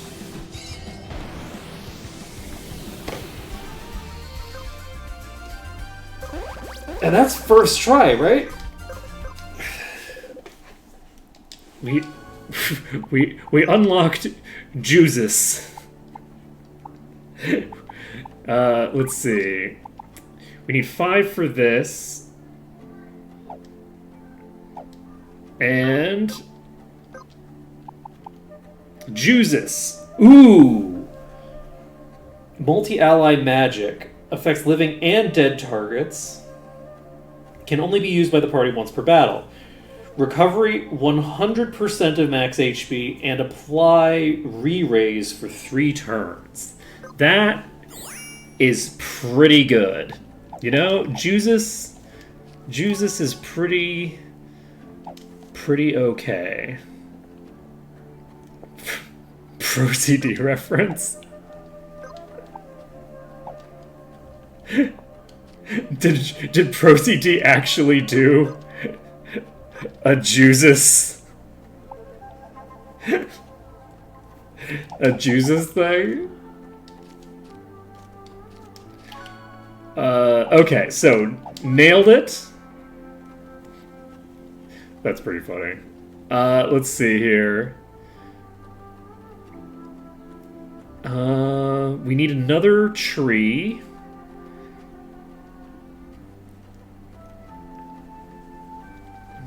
There's a tree here. There's a summon tree in the Shoto province.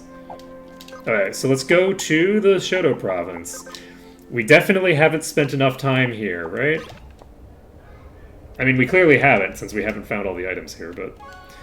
Alright, let's find out what you are. The Deity of Shadow.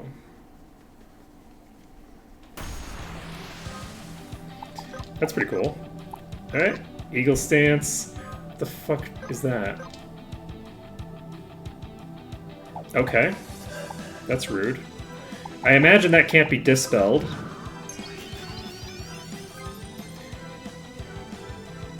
Okay. Interesting. That is a lot of copies of that you have there, friend.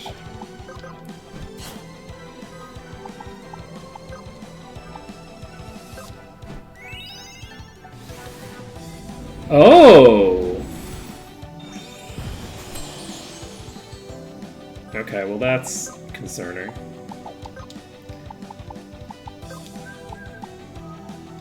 Let's double cast.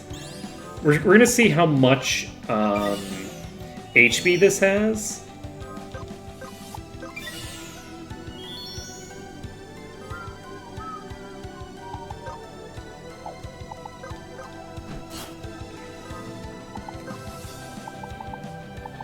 Because what we would optimally want here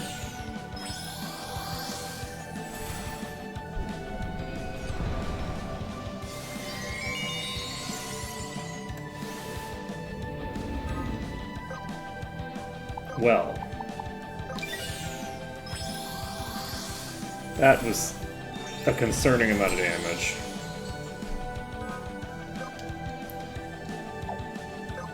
You know what? I'm just gonna... Oh, shit. Let's see. I think we need to... I think we have to get through 15 stacks of that, maybe?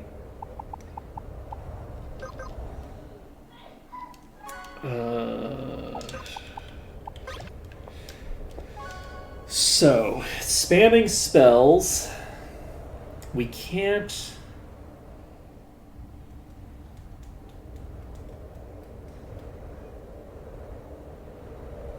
I think I have an idea of how I would approach this. So we're going to set everybody to Warlock.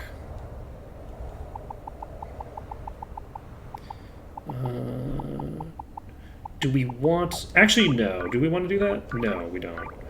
We're actually going to send everybody to... Ninja, maybe.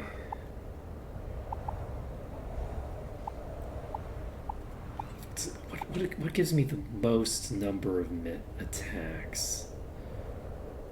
I actually don't know that I will purge off 2 stacks if I'm dual wielding in the first place.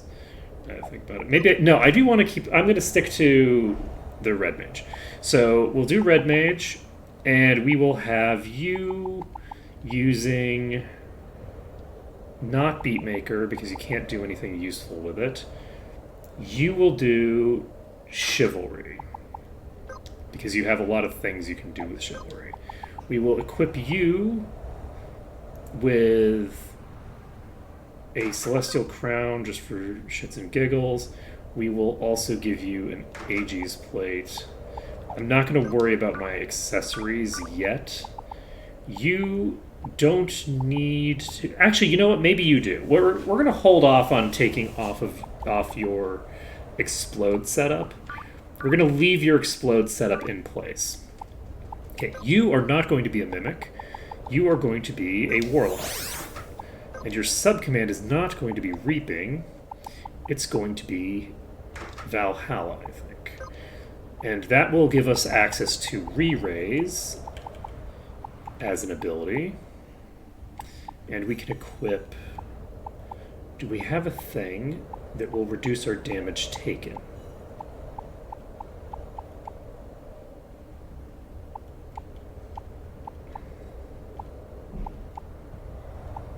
Take 30% less fire damage.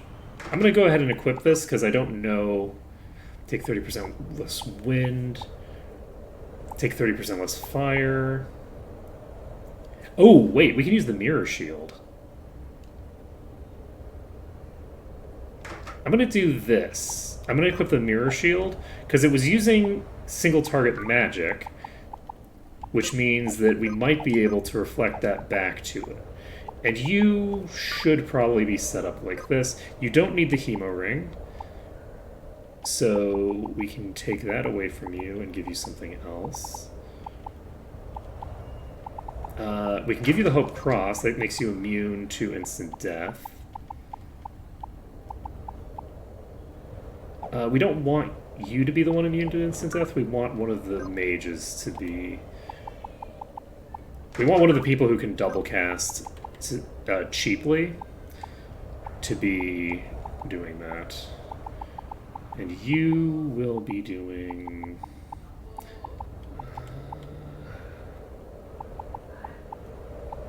let's get the Beads of Defense, whatever. Beads of Defense and Resist thing, why not?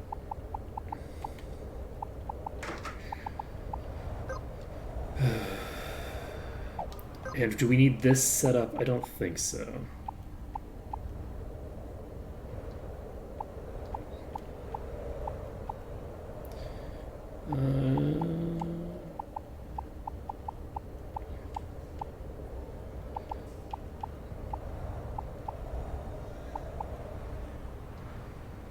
Let's give ourselves the shell gown. So we have 2 people with shell gowns.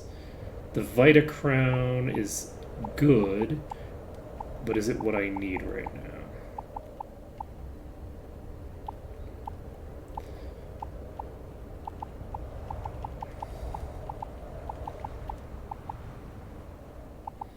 The Spellsword helm is a very good combination with the Aegis mail. Let's do that.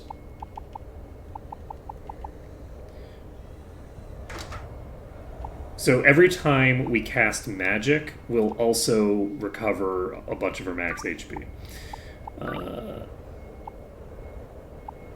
Anything else? Okay, let's try another attempt here for now.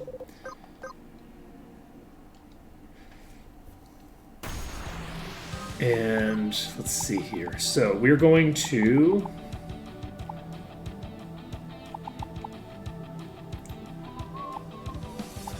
use resist boost. We're going to have you just poke, maybe?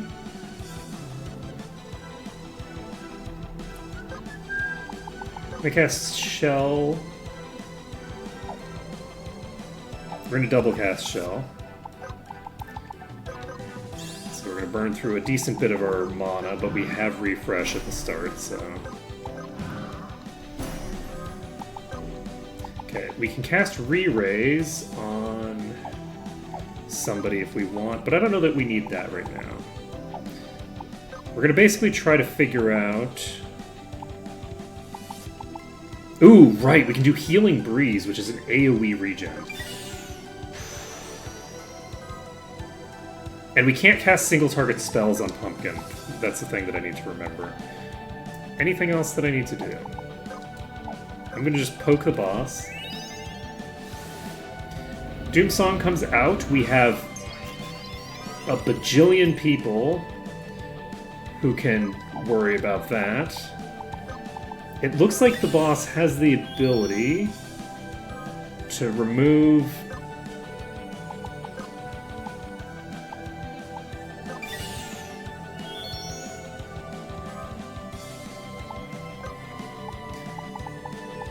my buffs. Oh, I'm an idiot. It just doesn't matter.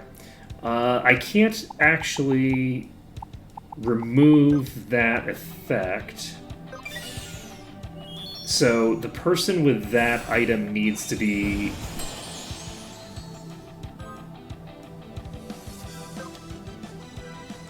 the one who...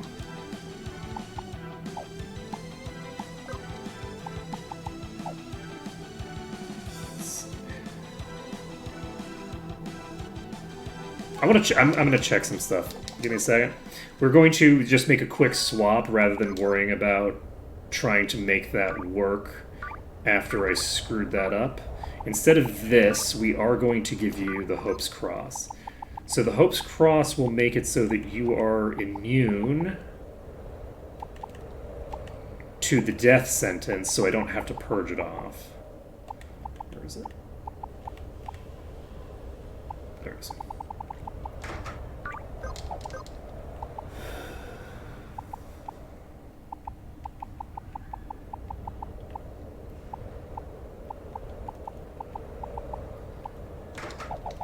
Okay, so let's try this again. My hope is that the nullification ability can't be... the nullification is single target. My hope is that that will be reflected if they try to use it against me. So I'm going to tag resist boost.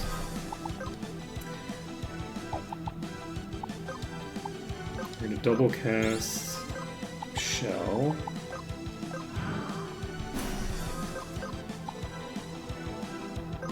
I should probably just make them auto shelled.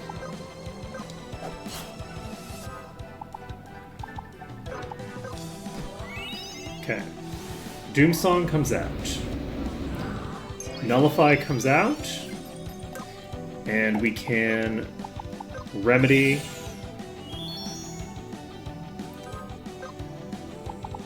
up a storm.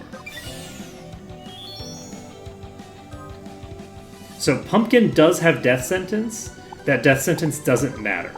The instant death effect is the thing I'm immune to, not the death sentence. So at the end of the death sentence, I simply will not die.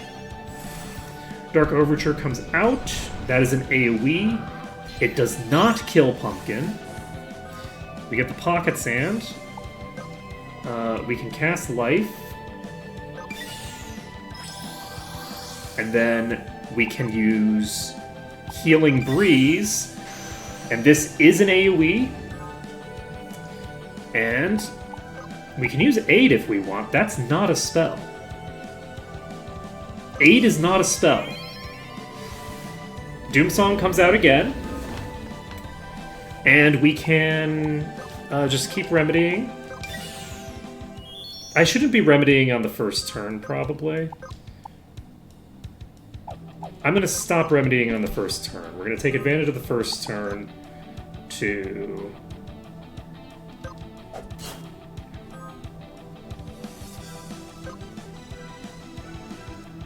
do other things. We're going to tag an 8 on you. Starflare comes out and reflects back on the boss.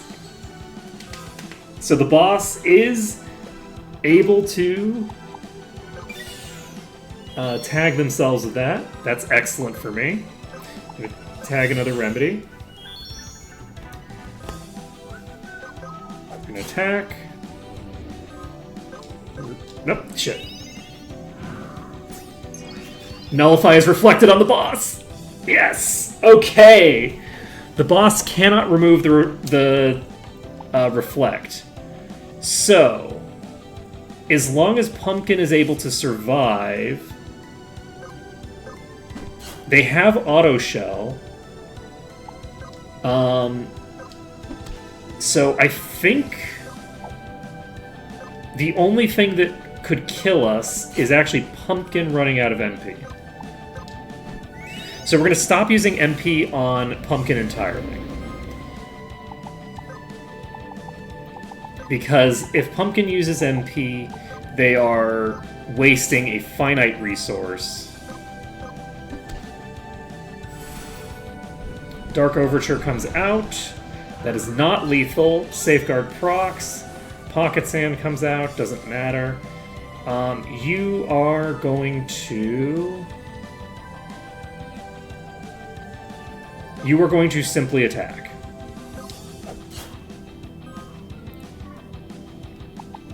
You are going to double cast Life.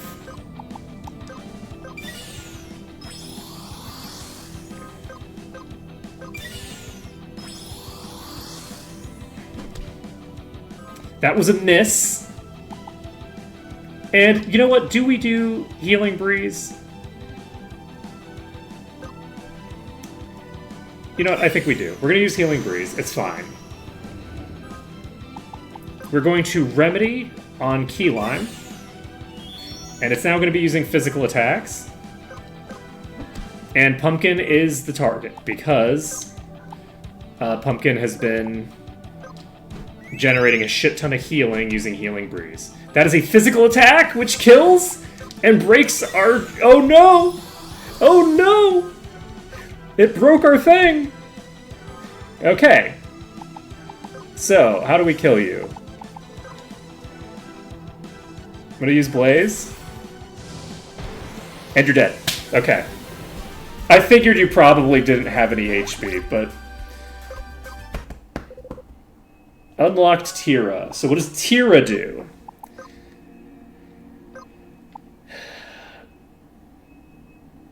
Apply buff for 2 physical hits evaded. Blink, always evade physical attacks.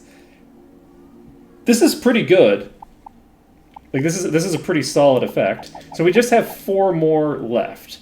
We have the Earth one, and then we have whichever other ones exist. Let's see. I don't see a tree over here.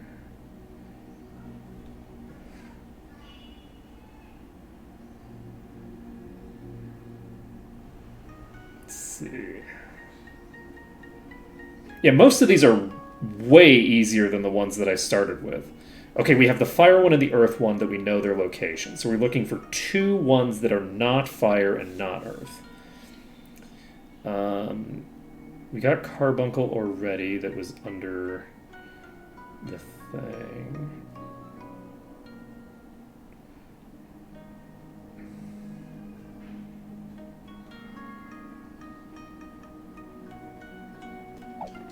Let me take a look at what we have.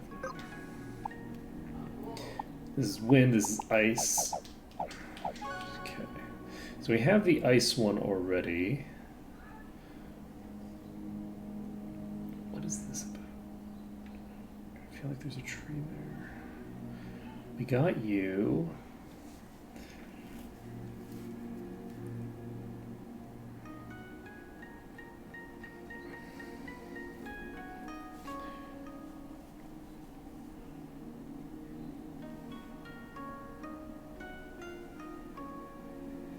Let's see. We just so we have a few more summon bosses to fight, and then we have the boss at the head of the Sequoia, and then we have like, where are you? We got this stem ward thing, and I have absolutely no idea what I'm supposed to do with it.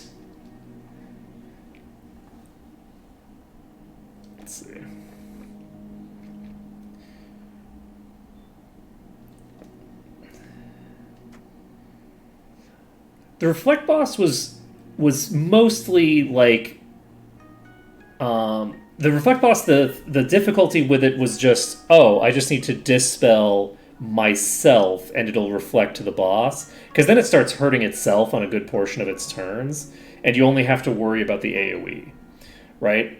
Like all of its single target damage is self-inflicted at that point. So like the Reflect boss is, like nowhere near as bad as like the landslide boss, right? But also, were you playing on the hard difficulty or were you playing on normal difficulty?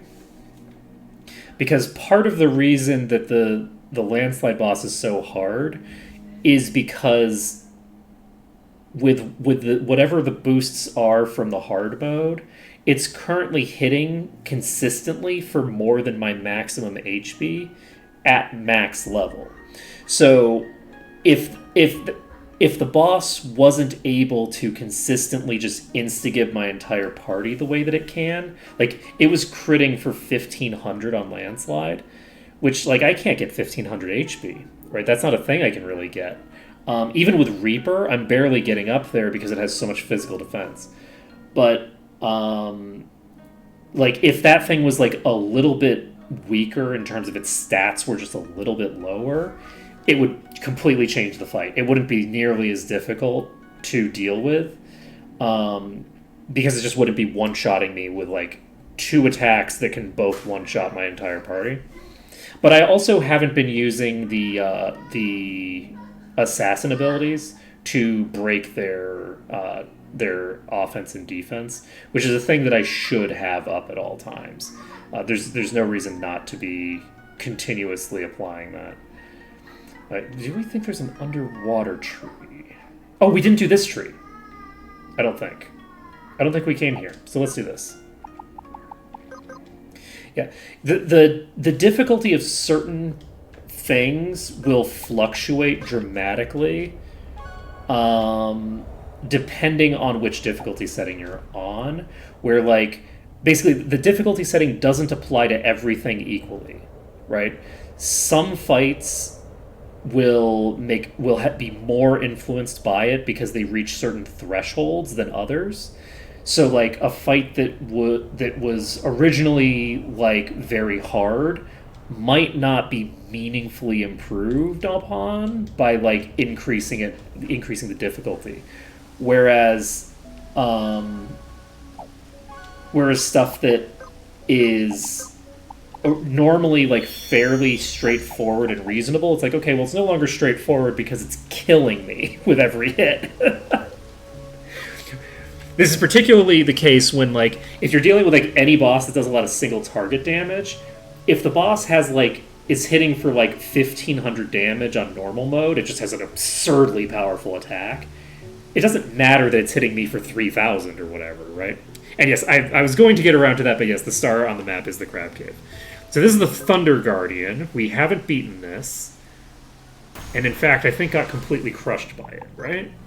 So I just realized that we don't even have a remotely appropriate setup for this. You have counter stun. I forgot about that. We're going to go ahead and explode in your face. There we go. And then we will cast Re-Raise on you. This is the way. This is the strat. Okay, wait a second. Wait. We got an actual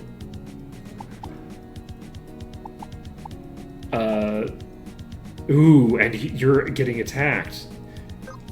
Are we gonna Niltzy? Or not Niltzy. Are we gonna... We're gonna Juices. Come on, Juices, I believe in you. Thunder comes out. That kills Apple. And then Apple gets up from Re-Raise, and Juices comes out.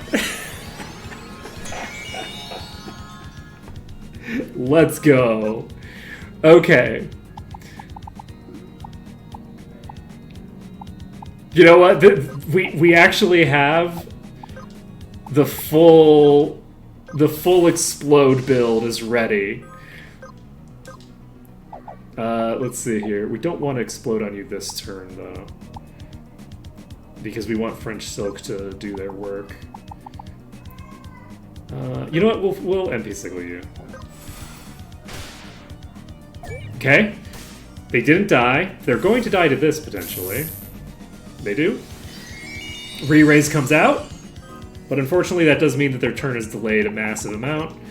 I'm going to go ahead and refresh on Apple. Then we're going to, I don't know, poke you. Right, I forgot about the counter stun.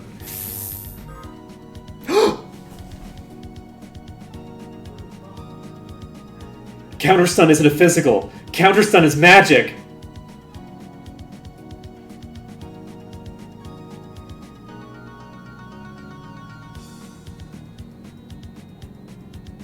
We've just unlocked this boss completely. Oh my god, this boss is gonna just die. Wait.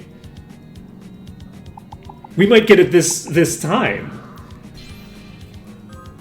We can automatically cancel any attack that it's going to use by just poking it with Pumpkin.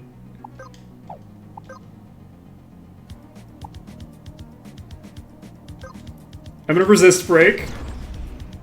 Do we need to explode on it? We don't need to explode on it, but it would be kind of fun too. Okay, we're gonna go ahead. We're not gonna cast Refresh on you. That would be a problem.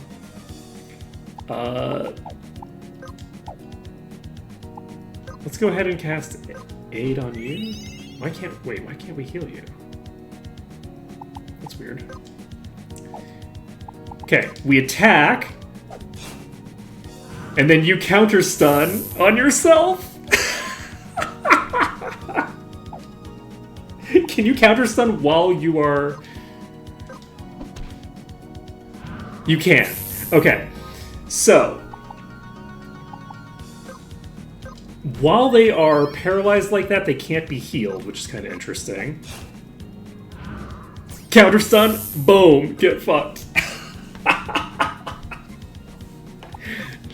Oh man. Okay, so this is... This is amazing. Oh, man. Okay, what do we do with you? I guess we just blaze. The problem is that I don't actually have a realistic way of dealing a lot of damage right now, so I'm tempted to come back to this with a more coherent DPS setup. I'm gonna scan you. How long would I... Oh, you know what? This won't take that long. You're already fairly low. So if I just wait a little while... Because I could just keep poking you.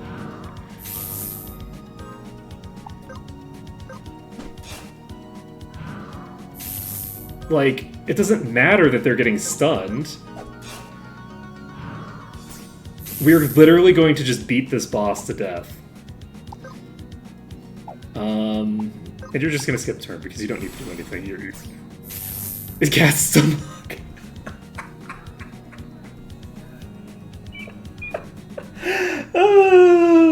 Oh no! Oh, you poor bastard! Mirror Shield for the win. Okay, so Guaba is no problem.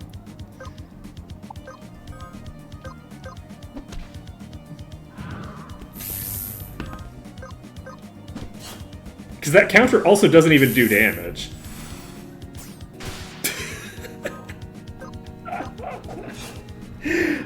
Pumpkin. Oh, it's too beautiful. It's too beautiful.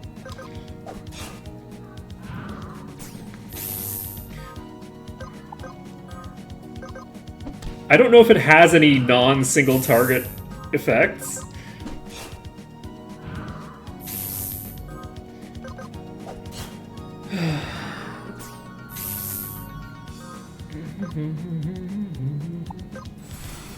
Oh, Thunderstorm comes out. It's not lethal.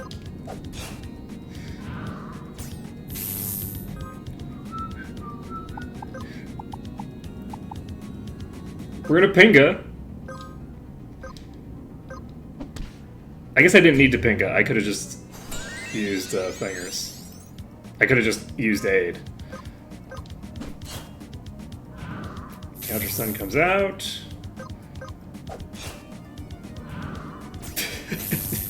Get wrecked. Man. Okay, so we have one more that we have yet to deal with.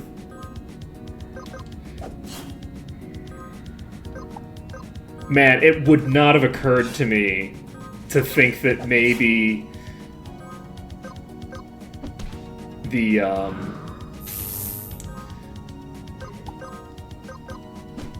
thing would count.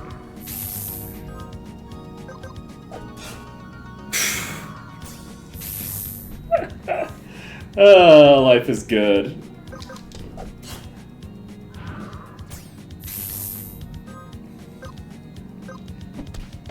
Bye, Guaba. Oh, man. You know, I needed that. After so long messing around with that Earth Elemental, it is,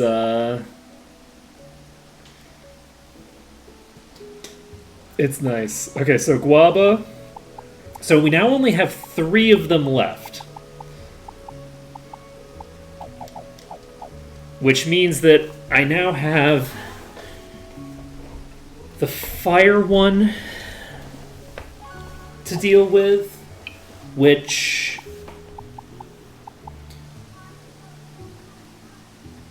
I wonder how effectively we can deal with this.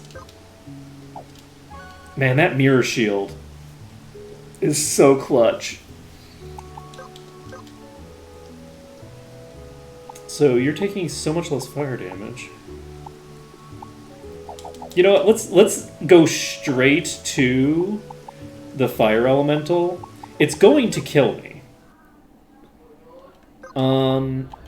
I don't know if it does anything other than fire damage, but it does AoE. So this strategy will not work on it. It's definitely not going to be a thing where I can just kill it by just poking it to death with no damage output. Let's see.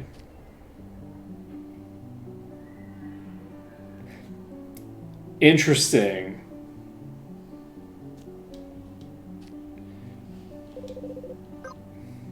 Yeah, it might have been because of a status effect thing.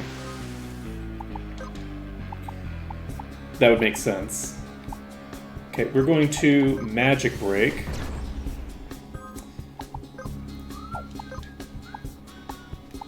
And you're going to cast Shell on yourself or whatever. Pumpkin. Oh, Pumpkin's dealing fire damage. So Pumpkin can't actually solo this thing.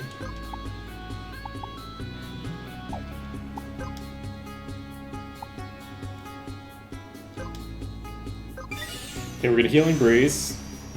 Everybody has AoE regen.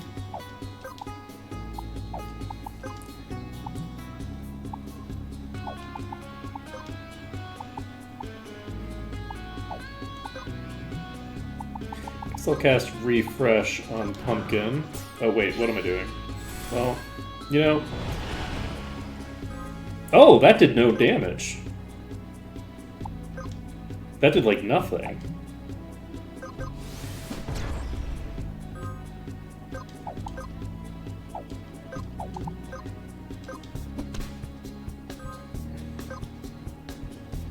I can't actually pull aggro.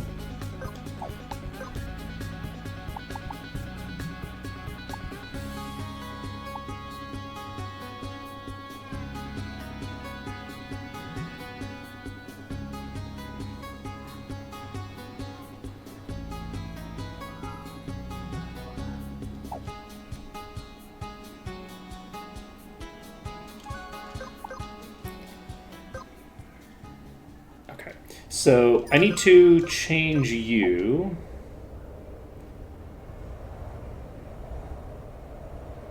Unfortunately, you currently have the thing that would give you... These are both light armor.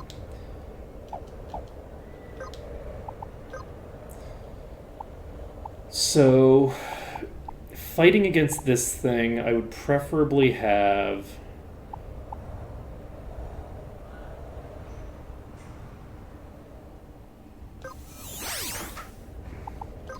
Well, the thing is that I just didn't want to deal with having to fight for 6 years because it would take a long time because I didn't have any damage output on my characters, and so I didn't want to like just waste time. Deal less earth damage.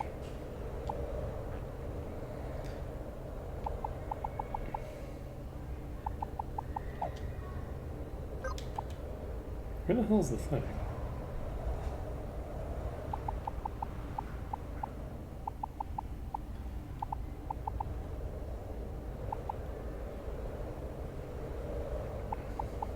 What if we stack fired it? You know, that seems like a strategy that's definitely going to work. We should definitely try to blow up the fire elemental with fire damage. I think it's going to end well for us. So if I do this...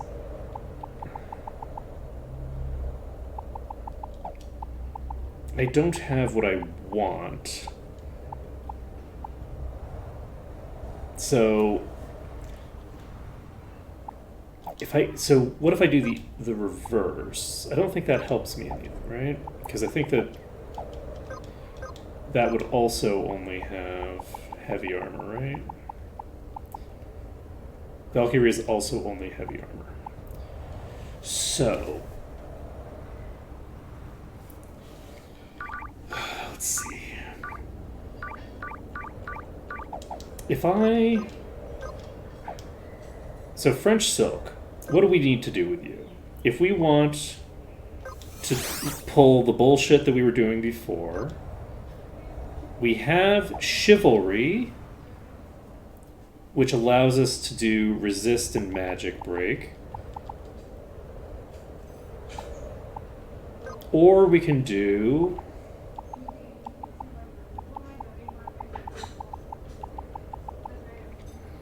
Execute. No. Yes, which gives us harm power and harm magic, which I think are important. It also gives us bloody slice. It gives us a lot of things that we can do. This gives us a lot of stuff. We get this, and we get the Shadow Gi. So we now have you set up with what you want to have, except I have access to equip shield. This is a two-handed weapon, but we're fighting against a thing that is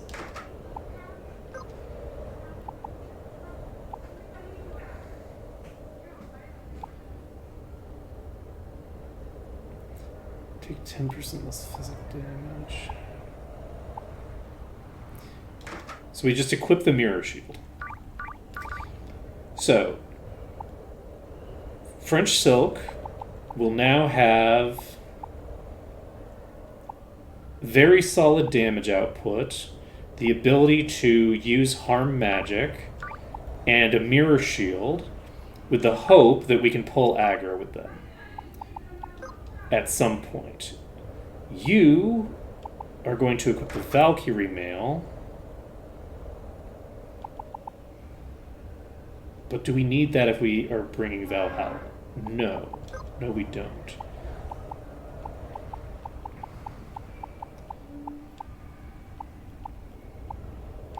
%6 less fire damage.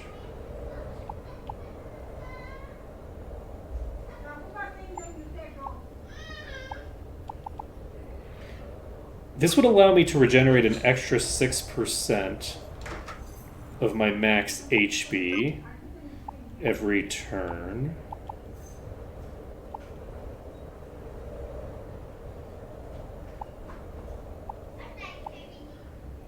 This gives me 8% less fire damage.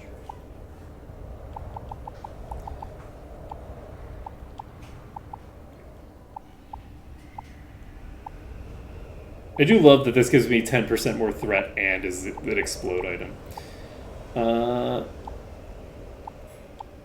It says 94 resistance instead of 37. I think... Sorry, this is 81. Let's go with this. This gives me more of a boost there, I think. Crit chance plus 4%. I don't hate it, but I think we have better options. We don't need the undead thing.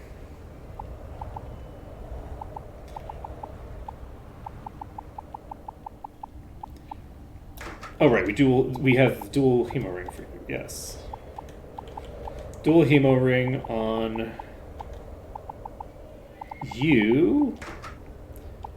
And then you should have a lot of regeneration coming into play. The issue is that if I'm doing Valhalla, this isn't necessarily an optimal secondary for you, but that's okay. I'm not going to worry about it.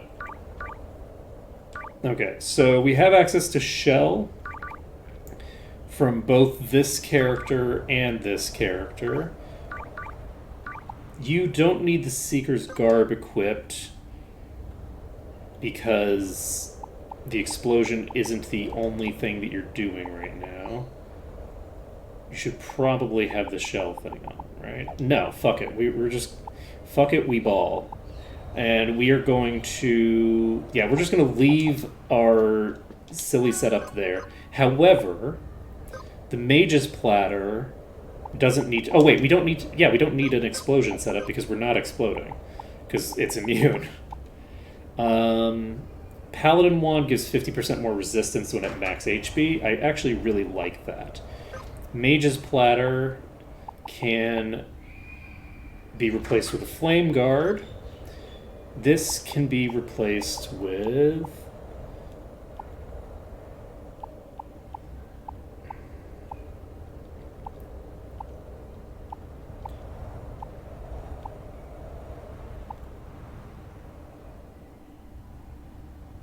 Inflicted debuff duration +1.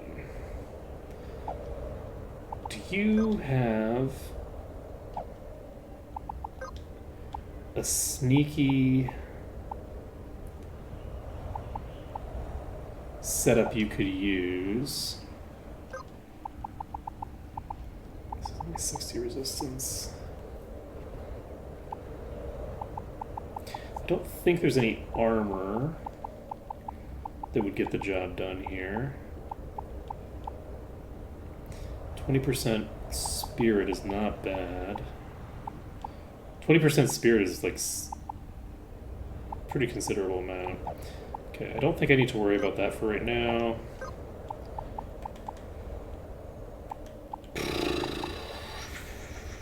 I don't have a ton of stuff that's that relevant for you. Okay, do you have the appropriate passives? You have Stalwart, you have Perfect Vision, you have Crippling Coat. You don't need Equip Sword, actually.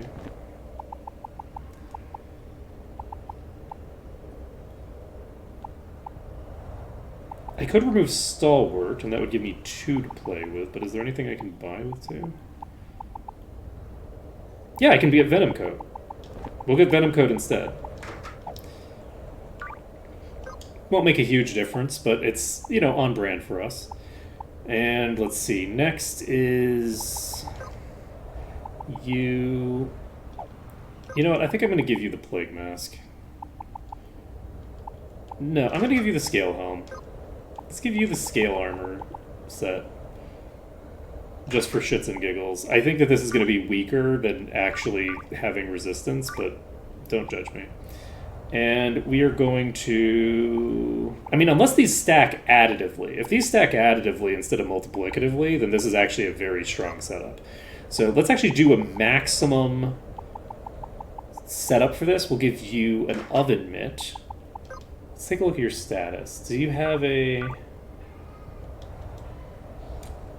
It looks like I can't check your resists.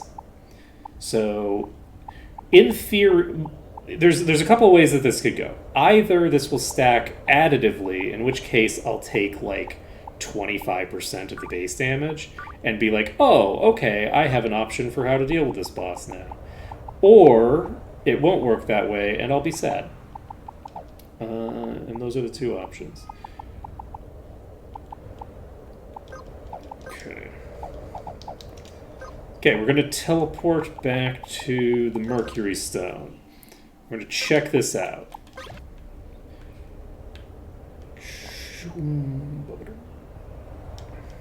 But yeah, we have the ability to deal sizable damage now. And we should be in pretty decent shape, I think.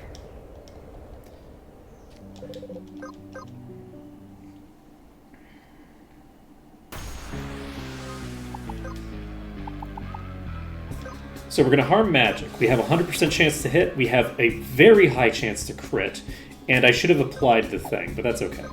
We actually got a lot of damage out there, which is interesting. And we can double cast. No reason not to. We're going to double cast a shell on you and on you. Okay. We now have reaping to do. We're going to Rending Cut. Our goal is not to, you know, do the most damage on them. Our goal is to do other things. Now, you can cast Refresh on Pumpkin.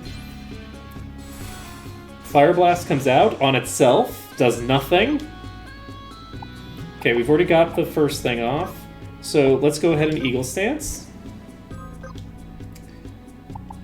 And with a 42% chance to crit, this is probably better damage, honestly.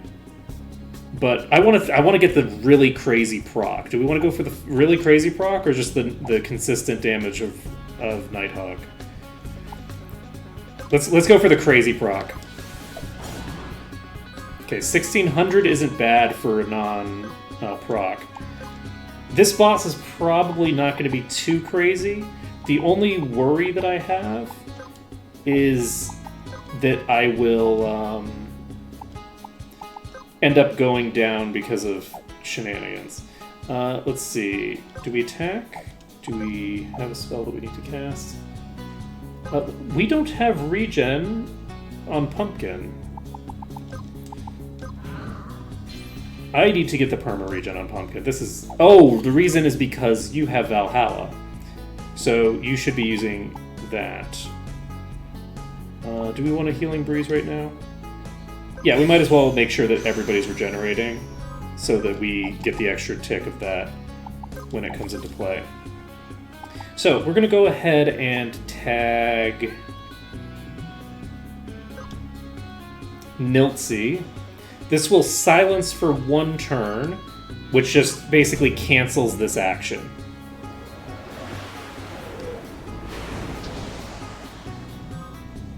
It doesn't because it didn't get silenced. Let's see here. We're going to checkmate. Okay, we got a crit, but we did not. Oh, are you silenced? You are silenced. It just says acting like you're going to cast a spell that you're not going to cast. I see. You still charge it.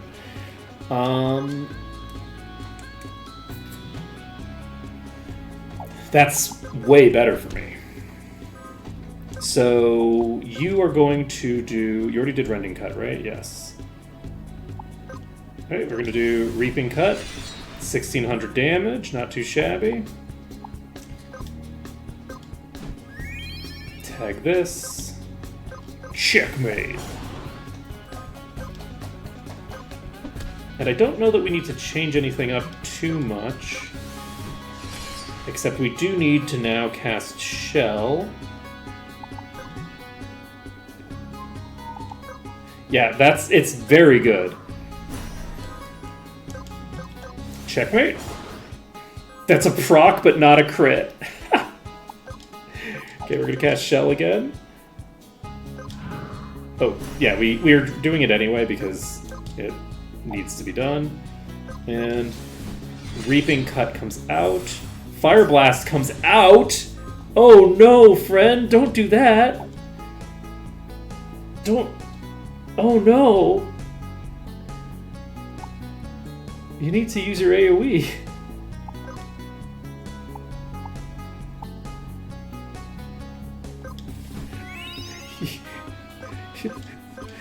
You're gonna activate the anti-bullying rules. No, don't do it. Let's see. Do we just poke? I guess, yeah. And we're gonna activate regen, I guess.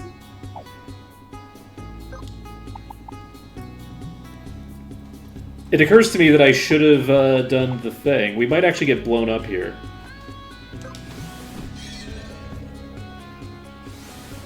Star Glow, and then it starts casting a spell. Okay, so we're going to cast Dispel. And that removes the boosted magic attack. And then, just for shits and giggles, we're going to go ahead and harm magic. And now it's got lowered magic attack instead of increased magic attack.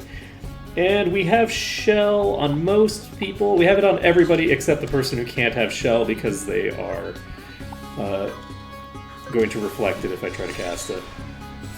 Fire Blast again? Oh, Shaku. Oh, no. Shaku, what are you doing? Oh, man.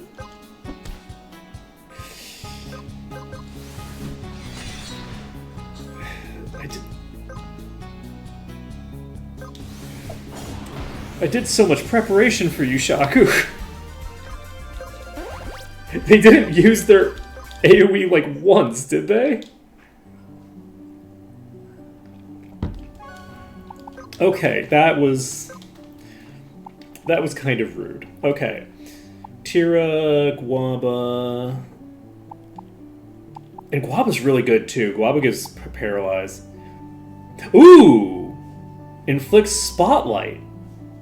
So I could actually do this.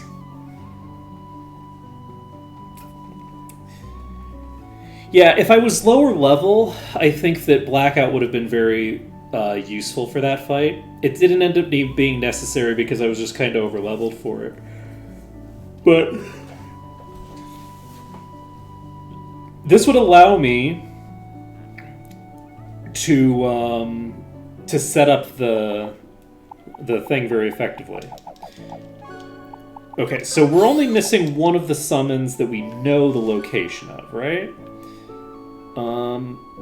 Is the other summon a summon that we've seen before?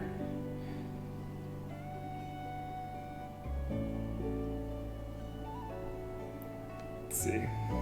Yeah, Paralyze is real good. Yeah, exactly. We can do a setup for the self-destruct very easily with that. Let's see here.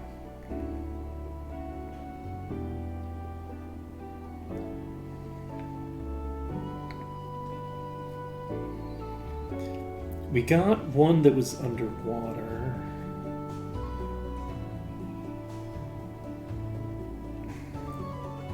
I'm wondering if there's going to be like an actual tree underwater as well, because I feel like it makes the most sense to me for there to be one that's actually underwater. Let's see.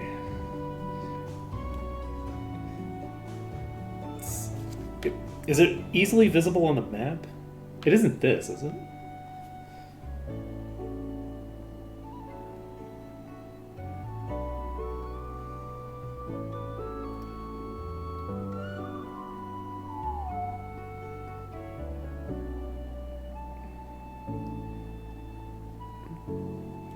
See, this is why using the map to mark locations is good, actually.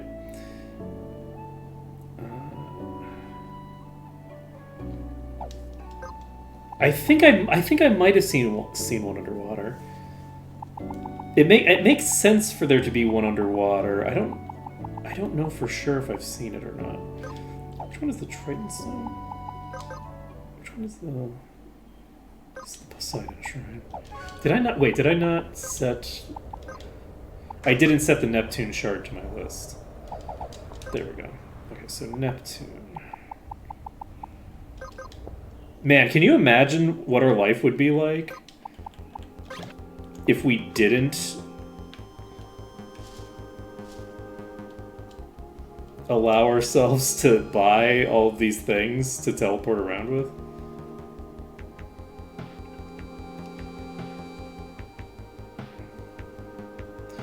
We're gonna clear this out.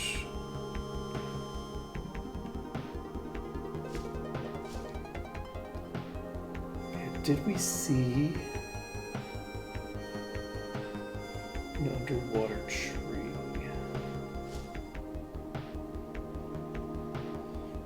Yeah, we would have made no progress. We've been teleporting around so much. Though, maybe not. I will say that because of the ADHD, it is possible that we would have just made more consistent progress and done everything like when we arrived at a place, and would spend less time just dicking around by wandering completely aimlessly.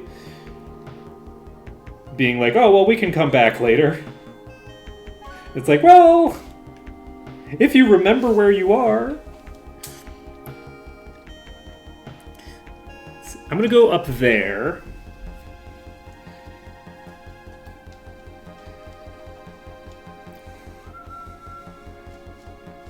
It's not that. Something else.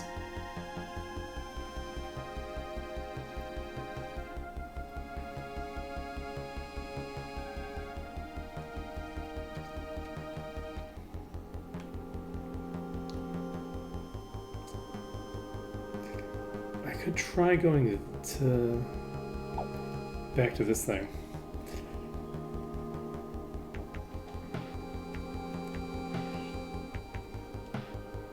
Man, I wish I was more methodical. But, you know, I just don't have any control over that, obviously. Like, that's how methodical I am and how good of notes I take. It's just I can't possibly change that. with my behavior.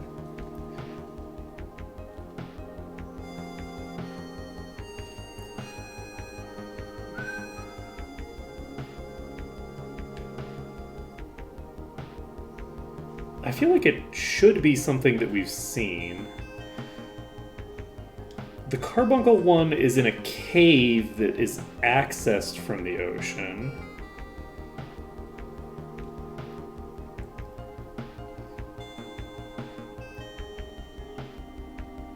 But I would think there would be like an underwater tree.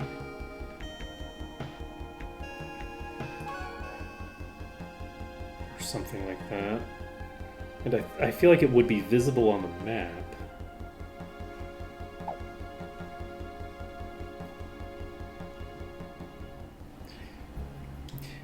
Yeah, but you have to go into the water to do it either way. At least I believe you do. So, I feel like either way it counts.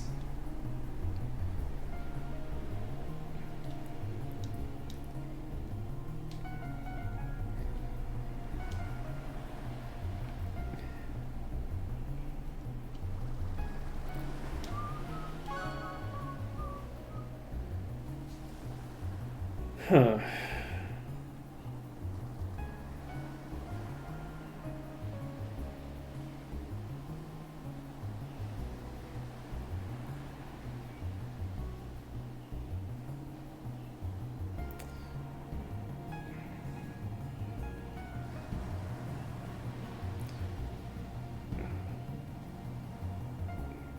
I don't think it would be that close to this. It could be close to the tree.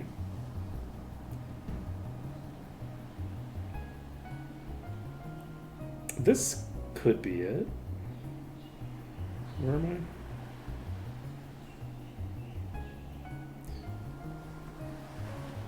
Where the hell am I?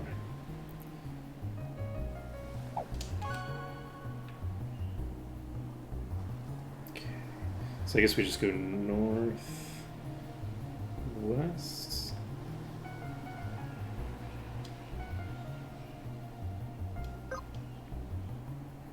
Oh, I can like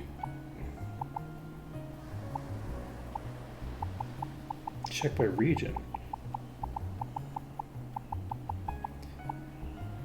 Depths.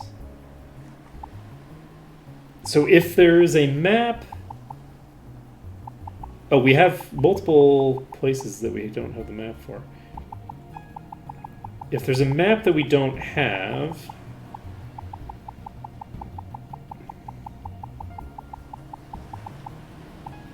It's going to be coming after the New World, it looks like. So most likely we've seen all the maps. Okay. I think I was going northwest. I believe that's what I settle on.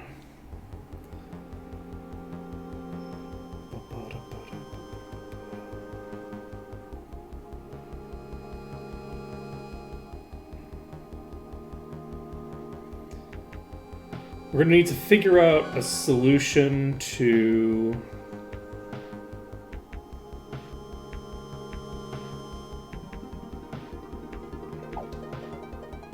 I'm going to take a look at this first. We're going to need to figure out a solution to our shark or octopus problem.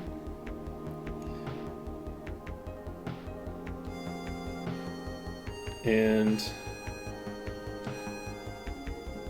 maybe that'll be very reasonable, and maybe it won't be.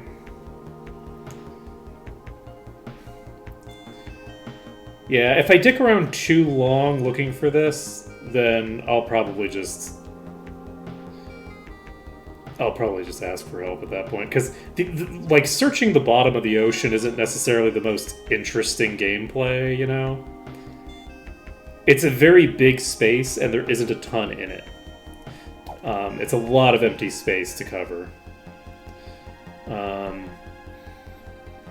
is burning something downstairs? Whoop, fuck! Wasn't paying enough attention. It's fine.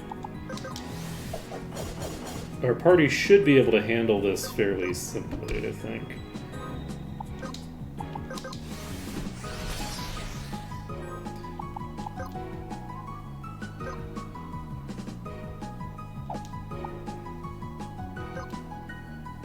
I'm gonna go ahead and do a silence, because I don't want to get hit by the tidal wave.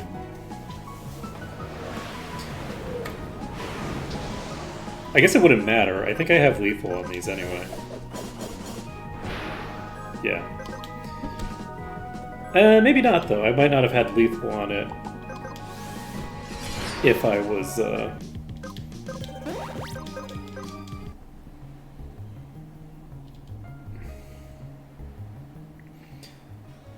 so... some seaweed here. That's the cave.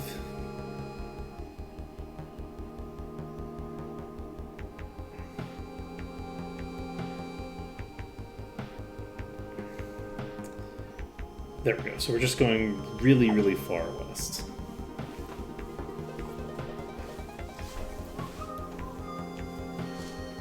I'd be fairly surprised if it wasn't in the deeper areas.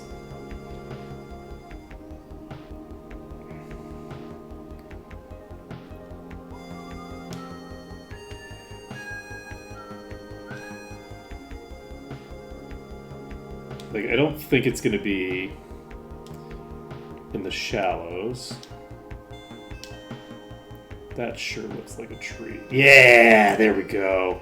Okay, so this is a very obvious looking tree on the map. I just didn't come to here. So the easiest place to get here from is probably the Sarasara Bazaar. So we'll just set ourselves up at the Sarasara Bazaar, probably.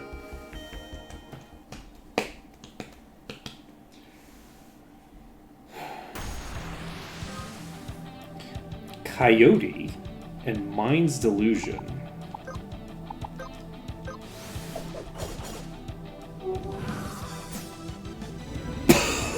Okay. Excuse me? Rude? Let's cast a shell, I guess? Yeah, let's double cast a shell. Like... Death! Ah! Okay. Using Nightfall. Death comes out again, and we aren't immune to it because we took that item off.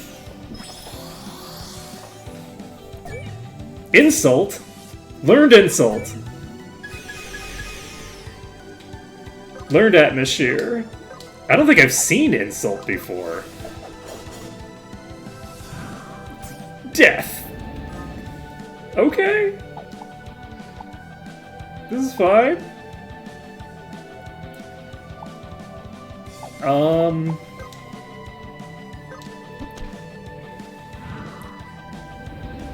Oh, is that a counter?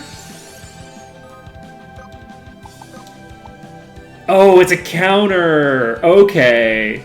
I see how it is. I see.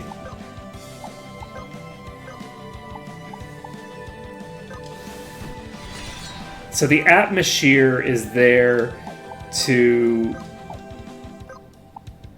And you do counter magic with it, too. Okay, so... that is interesting. So French Silk...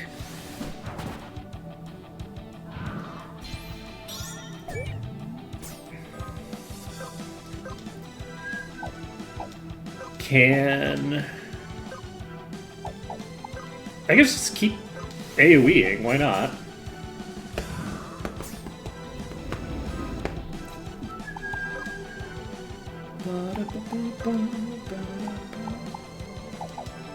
Wow, that explosion does nothing.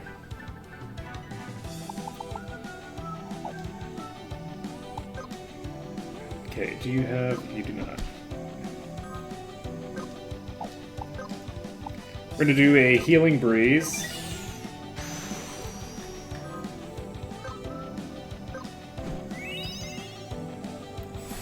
Jet Pulse comes out.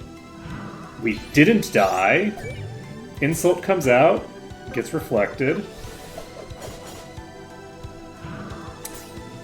Yes, we took off our Guts Busby. That's correct, probably. So we can Infusion, and we can...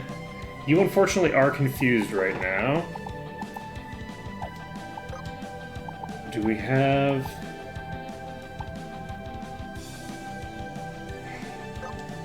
We have Thawed Heart, which is very solid.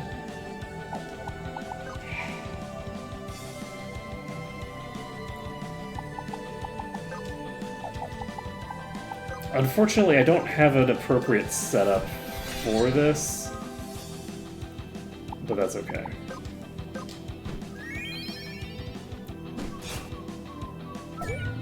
This is, I think, going to be a fairly simple fight, actually.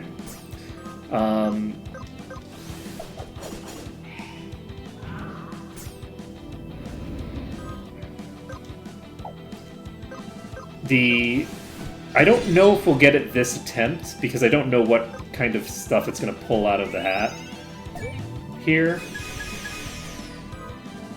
But...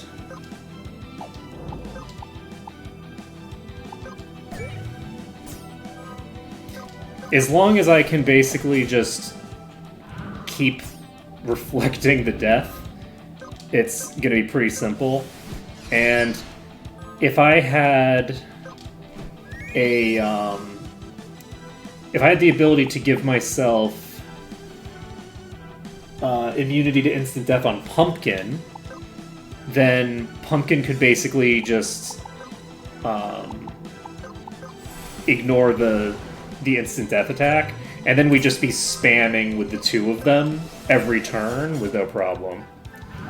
I don't know how much Checkmate would do. I could try doing Checkmate. Interestingly enough, the Coyote is almost dead. Okay. And so is the Mind's Delusion. That's a crit for a bajillion damage, so let's go ahead and double cast Life.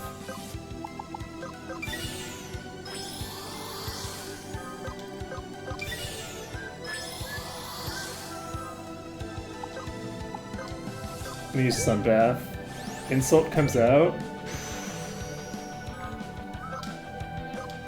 Do we Swallowtail or do we Checkmate? I'm gonna Checkmate. We got the proc!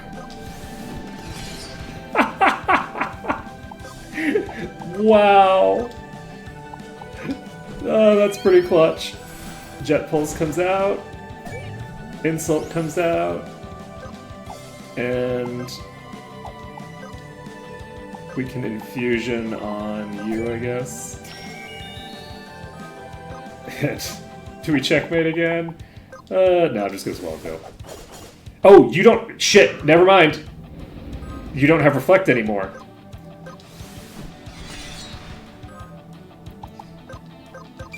I wasn't paying enough attention. So now we do have to be concerned about that effect. We can go ahead and remedy on somebody. Okay, we remedied on somebody that we needed it on. So... it's not quite dead.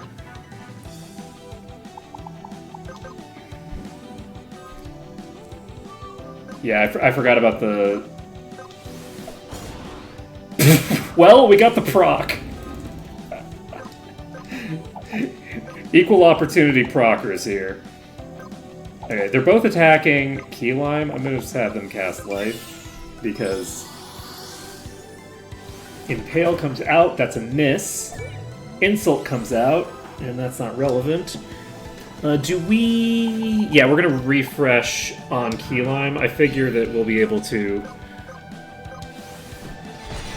there we go. Okay, so we have the Mind Delusion here.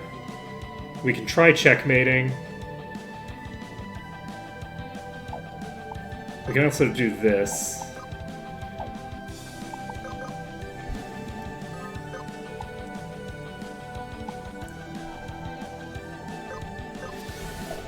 Well, I think they also didn't have their MP restored between that and a previous fight, right?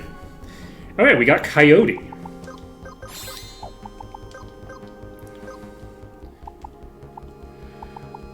Shaku. So Coyote. Water elemental attack that also inflicts confusion. So now,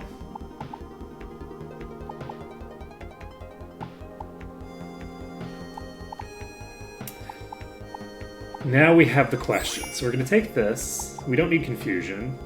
We don't need evade right now.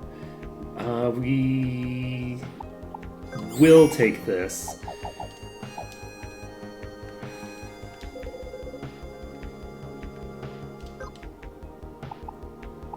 How are we going to deal with that rock elemental?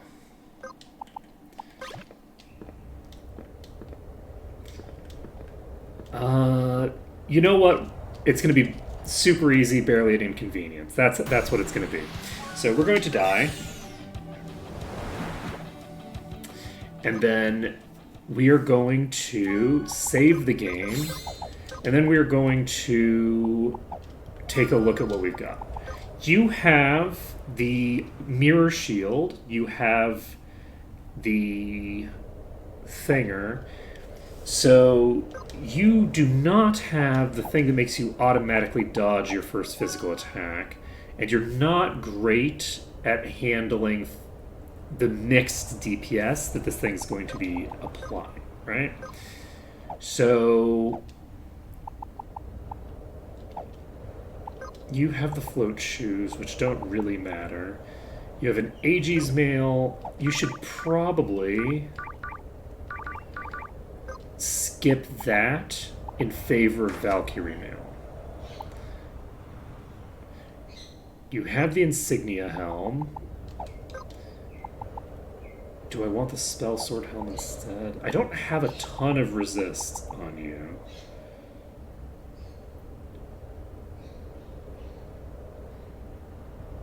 I can use Stealing Wind. I can use Healing Breeze. Healing Breeze gets me caught up fairly effectively. I just realized that I don't have, like, any of the shit that I should have. So we'll give you your Guts Busby. More resistance when at max life. Let's try that.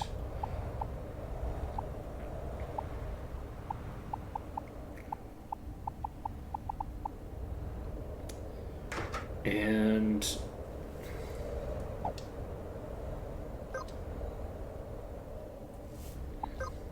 we're actually not going to use the Guts Busby.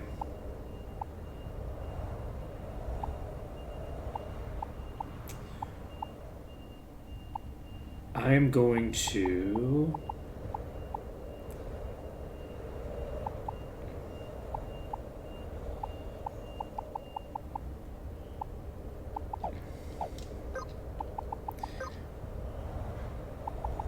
I'm going to lean into my bullshittery.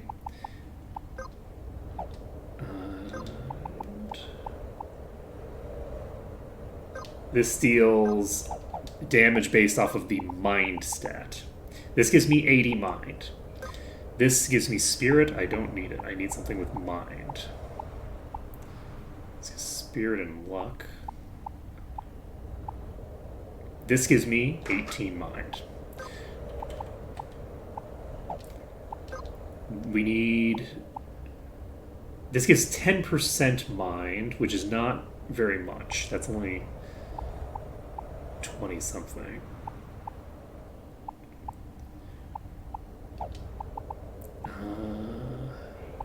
This is 90-something.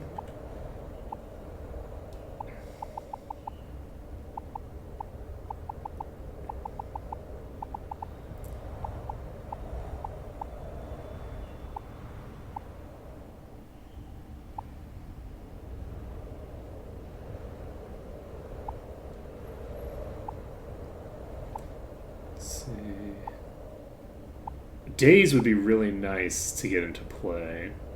Spirit, deal 25% more magic damage.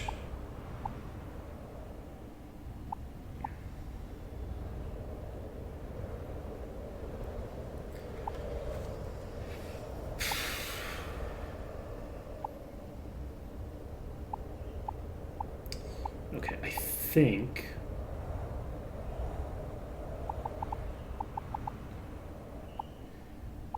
if I had to guess that the Paladin Wand is going to be my best bet. The Staff of Balance is 80 of both.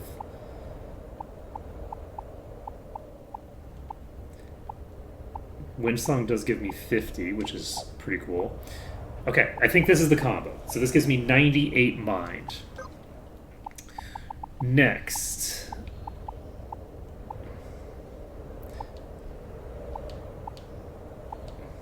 Okay, let's just go by type. So, this is light armor, healing, inflicted debuff duration. This gives plus 10 to all attributes and gives a shit ton of resistance. 10 mind, gives 30 agility. Armor up, poison, 5% less magic damage taken. Okay, we are going to equip the Celestial Crown. This gives me 10 mind. 10 mind is an additional 1 mana drained. So this gives me 20 mind and 20 agility. This gives me 48 mind. We're getting the Seeker's Garb equipped.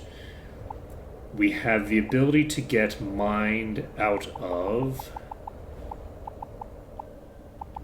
the magic finders. So we get dual magic finders. So we now have 50 MP damage coming out of this sickle thing. Do I have the ability to give myself... I do. I have initial focus available.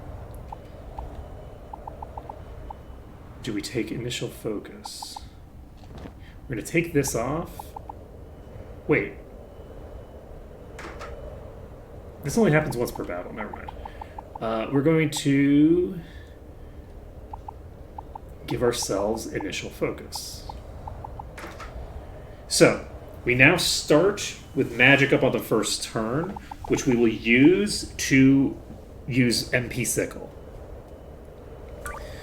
And then we are going to be spamming MP Sickle the entire fight. The goal is basically to get to the point where it's using just physical brute force attacks, and I have the ability to tank them with my Reaper. I can't solo those attacks with my Reaper because they come out fast enough that I can't solo them with them. However, I should be able to have somebody go and be able to, like, basically keep up with the damage. So I think it'll work fine as long as I have somebody else in play. You are fine. There's not a ton I can do about you.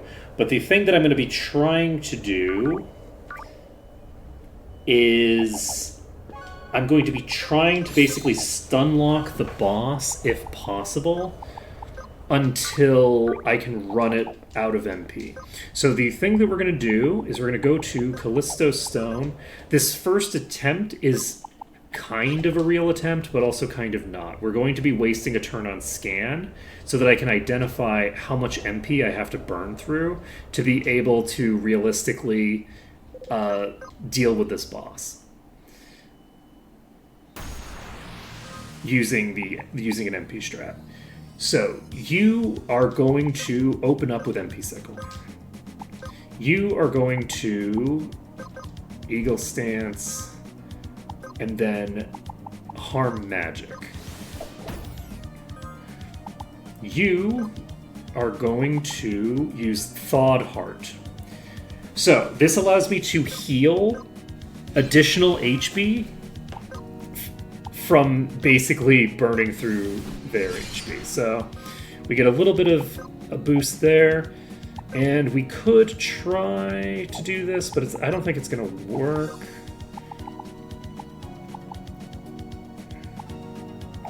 So I'm not going to worry about it. Instead, we are going to double cast Shell. We definitely get it up on you. No, we're not. We're definitely going to get it up on...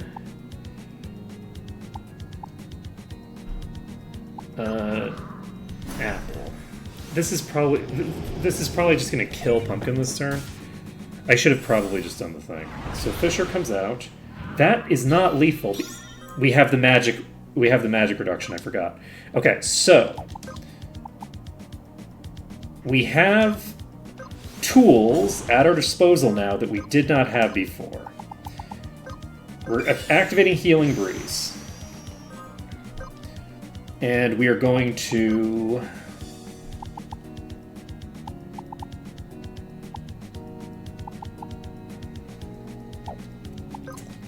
We're going to cast Scan. Let's see how much mana we would need to drain from you. You have 950 max mana. That's a lot of turns of MP Sickle. But I'm going to do it. Quake Sand comes out.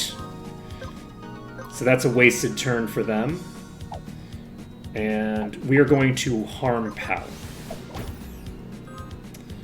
Does basically nothing. We are going to Reaping Cut.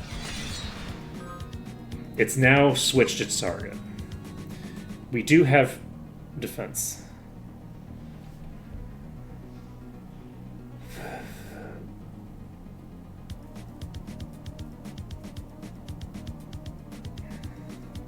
Let's see.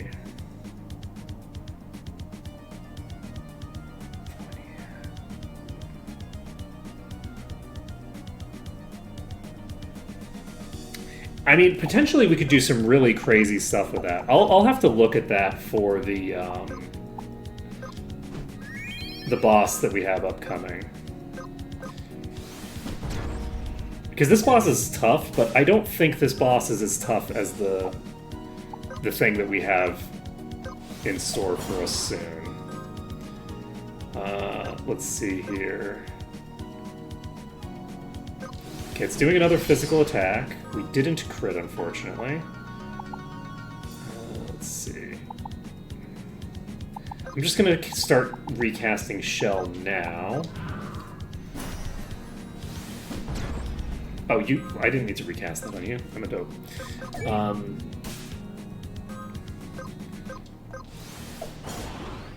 Ooh, we got the proc. Let's go. And let's see. You are casting a spell. It's probably going to be the nasty one. And we can double Shell.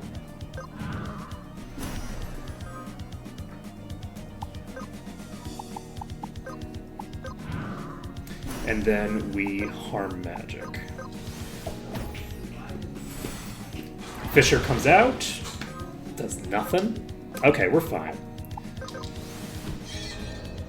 We just gave up on the thing that is the most beautiful tactic in existence. That was the issue that we ran into.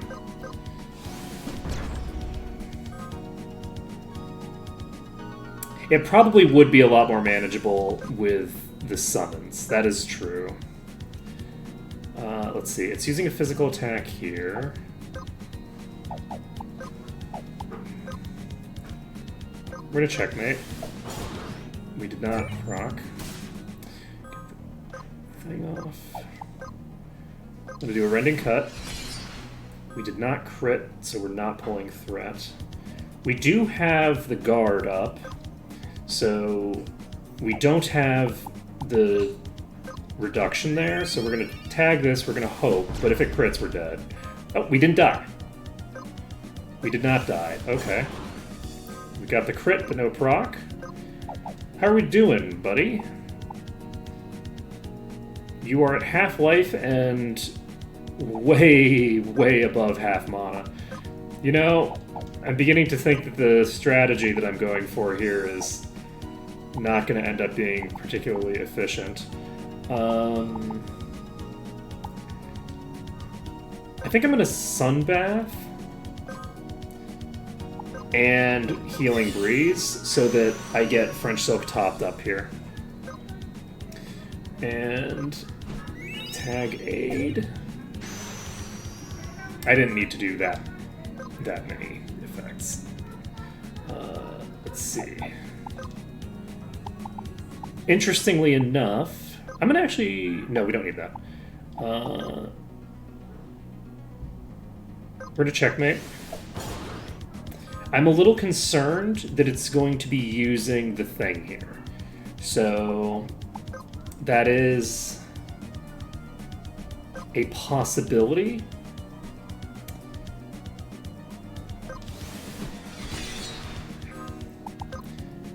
And we're going to cast Shell on Pumpkin.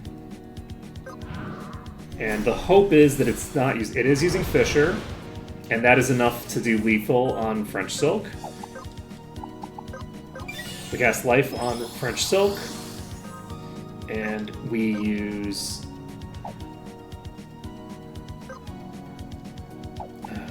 we're not going to do that. We are going to use Healing Breeze. Get ourselves back up. We need to... We don't have Reflect anymore, so we can cast... I'm going to do a double cast on this. I have plenty of mana left. We're going to double cast Protect and Shell onto French Silk.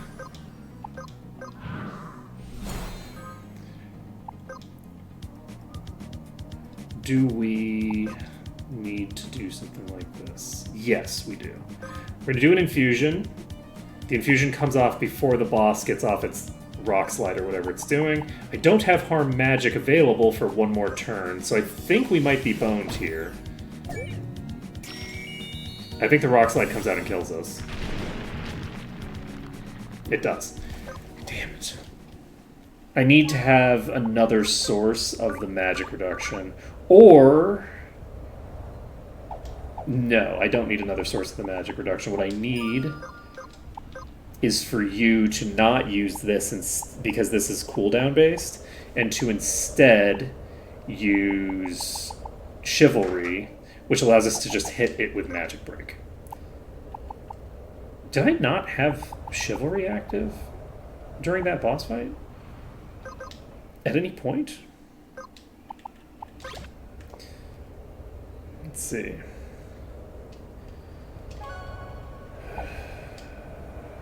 I'm also not sure I'm going to be using the Summoner for the thing, but we'll see. Okay. Oh, do I want that, or do I want... I'm actually going to change my gear setup, because we have not even really begun the fight. We're going to swap you... Instead of Venom Coat, we're going to give you Equip Sword, and we're going to give you the Oily Sword, because it just does so much, it does so much more damage, and it means that I don't have to worry about being unable to cast spells directly on this character. Because not being able to cast Shell is a problem. Now, is it an actual problem? Debatable. It's debatable whether it's an actual problem. Realistically, it's probably fine, but let's not worry too much. Oh, wait, no, I need the power break. I need to have access to power break.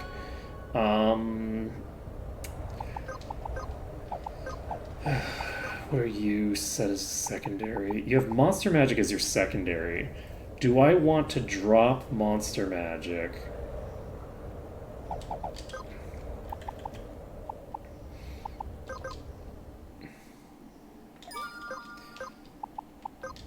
In favor...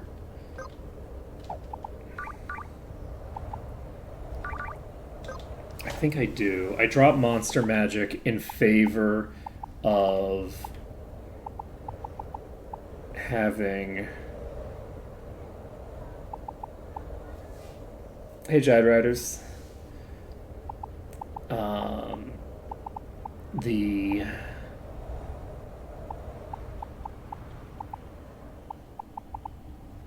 in favor of having harm power, because I don't want to get one shot, and I think that makes. But if I do that.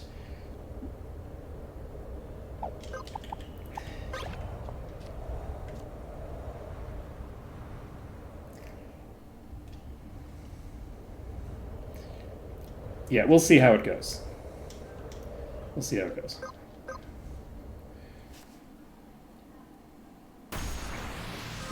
It just hits so hard that I really need access to both.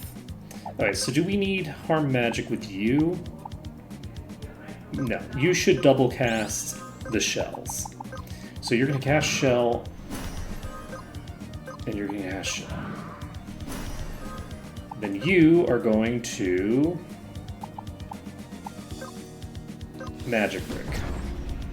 Now it only lasts 2 turns when you do it. We're going to use Thawed Heart, and we're going to use Healing Breeze. So we now have regen active on everybody. You are going to cast Shell single target on Pumpkin.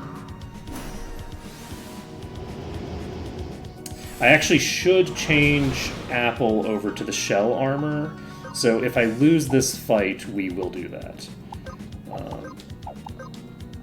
Anything else that I need to cast with you?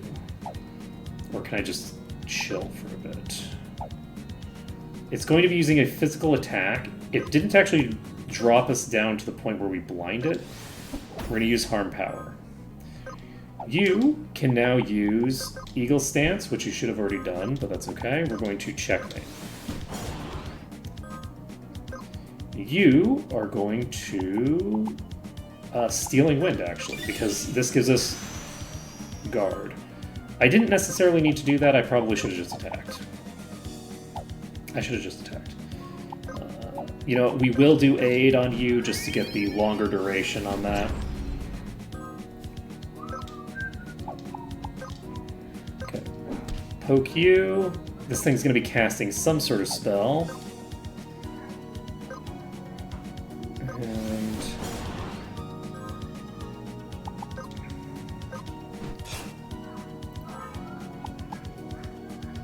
Mixed Magic, aid.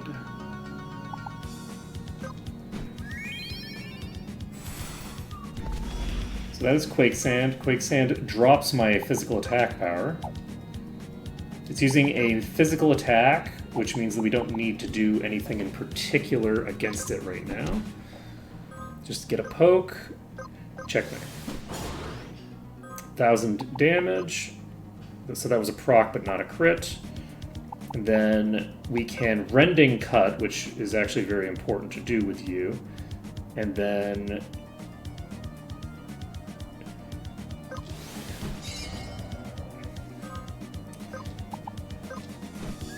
do this. Body Slam comes out. That is a crit for 500. Not bad at all, actually. And we can do what we need to do. You're casting a spell. We're going to use Harm Magic. Okay. So that is now set. We have Checkmate available. We are going to use it. Okay, that's a crit, but not a proc. We are going to Reaping Cut. That is a non-crit, non-proc. I guess it doesn't proc anyway, but that's beside the point. Let's see. We need to recast Shell on everybody. So you can cast a single Shell.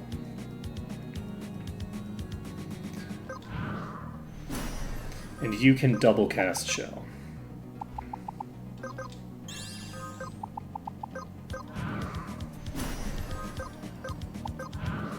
Okay. Life would be a lot easier here if I... Oh, you don't have regen anymore, so you do need to Snow Fang. Okay, that's enough to get me back to full HP. And you are not taking very much damage right now. We'll go ahead and Rending Cut. We got the 1300 damage. Let's go. And we have what we need on you already. We're going to just tag you. You are going to... Is it worth it to double cast this? I think it is. We're going to double cast Refresh.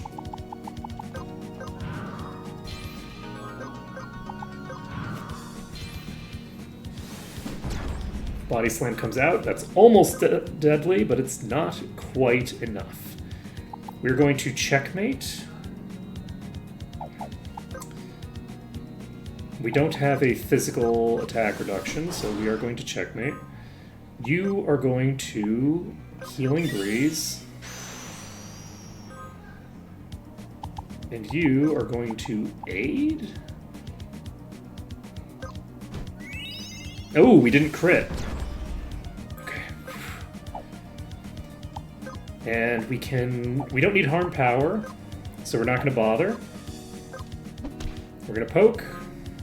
You are going to Magic Break. And you are going to Rending Cut. Okay, how are we doing on shells? We need to recast shell on one target, but we don't need to do it yet. We can do that later. We're going to heal Pumpkin, which was not necessary, I don't think. Anything that we need to cast this turn? No. Okay. We've already done this. We can checkmate.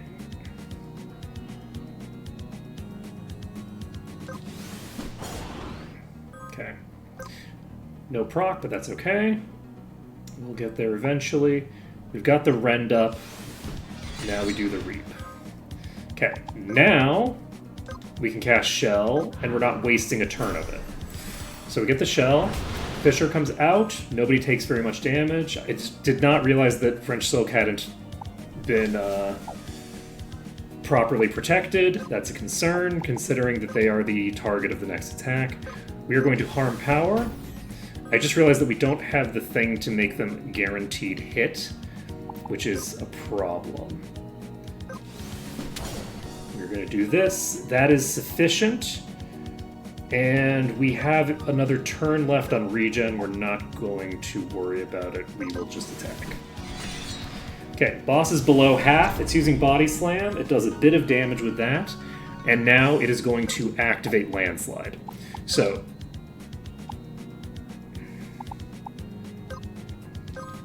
I told a lie. It is not going to activate Landslide. We are, however, going to harm magic anyway. And you are going to checkmate. We got the proc, but not a crit, I think.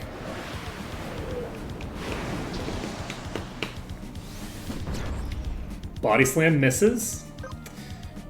Reaping Cut comes out. It's going to be trying to do the same thing again.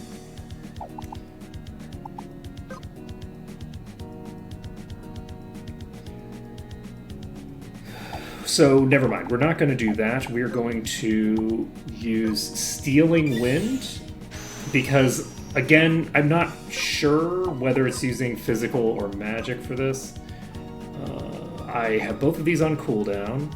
The next turn, it does have the magic thing, so we're fine. We are going to have you double cast Shell. So we're Shell and Shell. So everyone's protected as much as they're going to be from this effect. Magic Break's already in play. I could do something crazy like Armor or Thinger Boost, but I'm not going to. We're going to checkmate. We got the crit. We did not get what we want, though. Okay, we can actually go again before it goes. We're gonna do it. We're gonna do it. We're just gonna get the Paralyze here and skip this turn entirely. Do a Reaping Cut.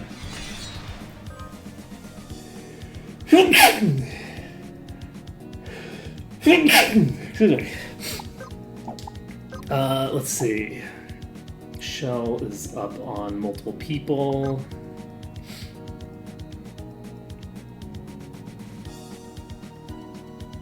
Okay, we need to recast refresh.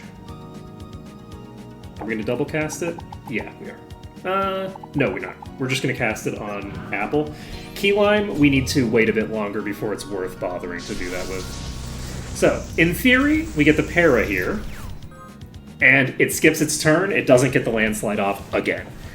Okay, so we can checkmate here, and that will give us a little bit of damage. And we can Rending Cut.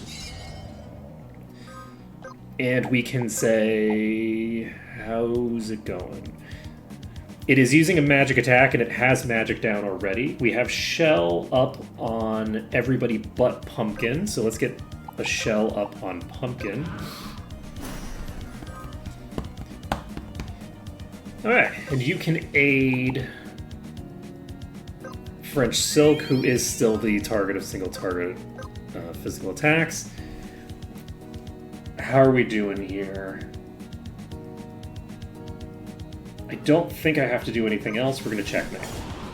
We got the crit, but not the proc. And you are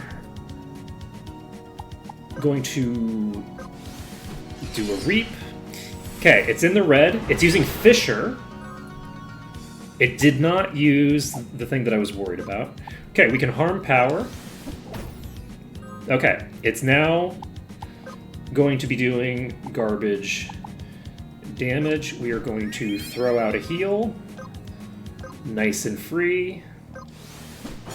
We get the checkmate. We got the proc, did not get the crit yet again. The number of times that we have procced and not crit here is astounding.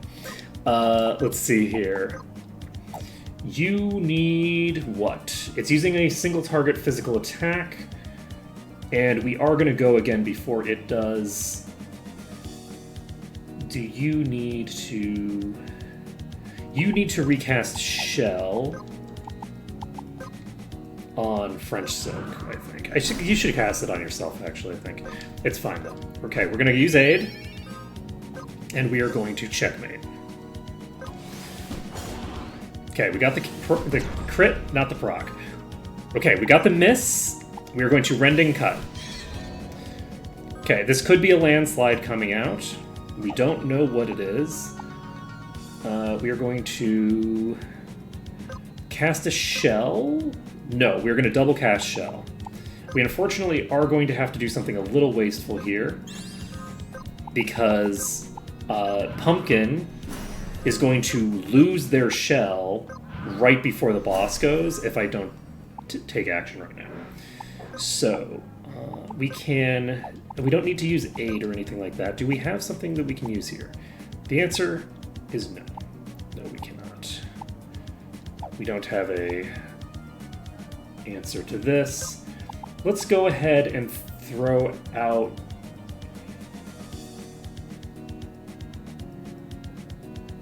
this. You are going to Magic Break. And you are going to do what?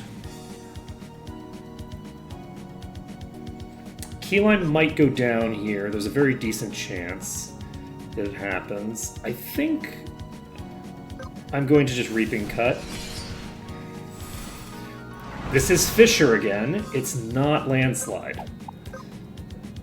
It still hasn't used Landslide. Life is good and easy. If it doesn't use Landslide once, it's going to be real funny. Okay, we are going to use Aid. We will Reaping Cut. We got the crit. Oh, Body Slam comes out on Pumpkin now. Interesting. Okay, we can harm magic now. And it dies.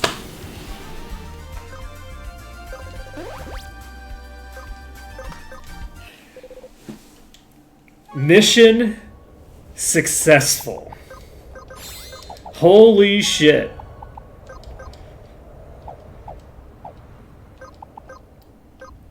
We have the ability to master this now. Ooh, this also gives blind. This is going to be clutch. Man, we could do both of these because we have Tira, which allows you to get 2 evaded physical attacks for each party member. And then you have blind. Like, you can do so much. Like, that's actually wild. You could do so many turns for like a physical boss. Yeah, let's get Tira as well now. So we just need 11 LP to master Summoner.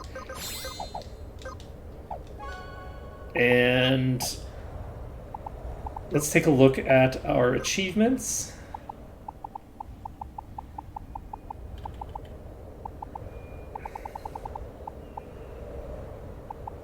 We got the Expert Summoner thing. Acquire every summon. Okay.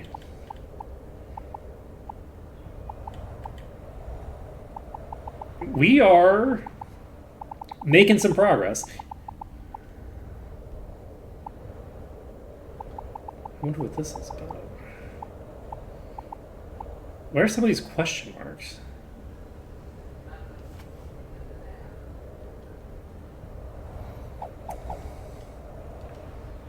Yeah, it would be mostly useful for like a combo on a particular like enemy. Because bear in mind that like the summons do a pretty decent amount of damage, but they're not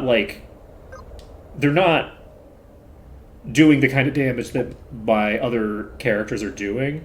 It would mostly just be a support role negating a physical boss over and over and over again. The issue, of course, is that how many physical bosses do I have left? That's the one, major issue there is like, well, how many bosses do I have to deal with now? Oh, well, not a lot, I guess. So, Keyline is going to master this. Let's go to...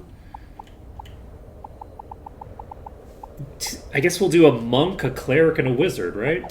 Let's do that. A monk, a cleric, and a wizard walk into a bar.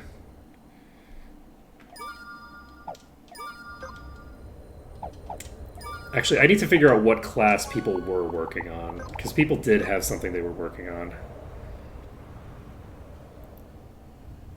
Yeah, that's true. The blind definitely needs to be timed correctly, which is difficult with a thinger. But the other thing is that a lot of bosses are just purely physical, right? So it would be useful for specific types of bosses. Let's see. Monk. Okay, so Pumpkin needs to become a monk. You're the one who is doing monk. But also, do you need to become a monk right now? What else were you working on?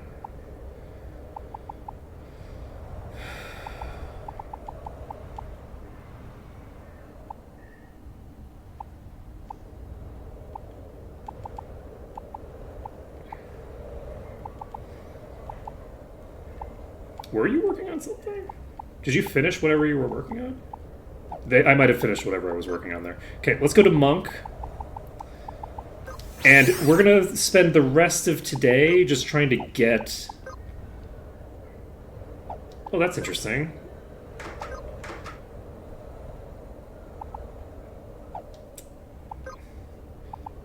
Well, I also don't have that much to worry about outside of bosses.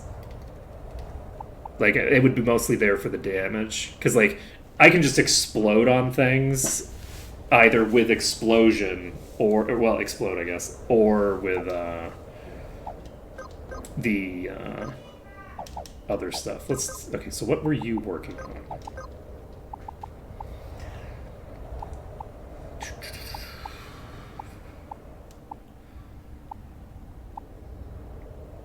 I think I have Shaman mastered. We've now picked up almost all of the enemy skills. So we should probably get the other two enemy skills that we don't have yet.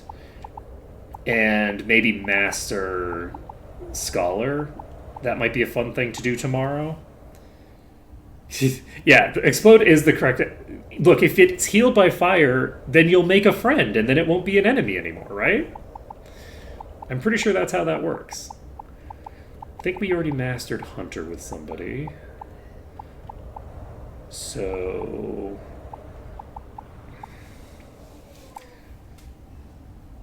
what class were you working on? You were working on Wizard. Okay, so we're going to make you a Wizard.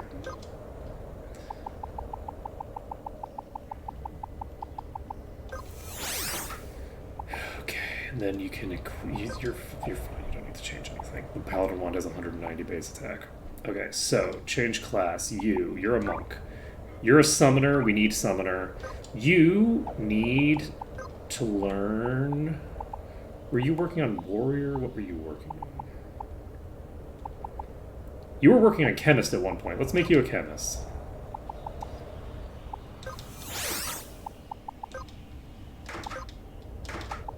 And you have an oily sword equipped. Perfect. So we are going to just pop back to the Mercury Stone. No, we didn't get all of them in a single stream, but we got a lot of them this stream. Let's take a look at which summons we didn't get. So, we already had Niltzi, I think. I think we had Pomoa as well. Obviously, you start with Pinga.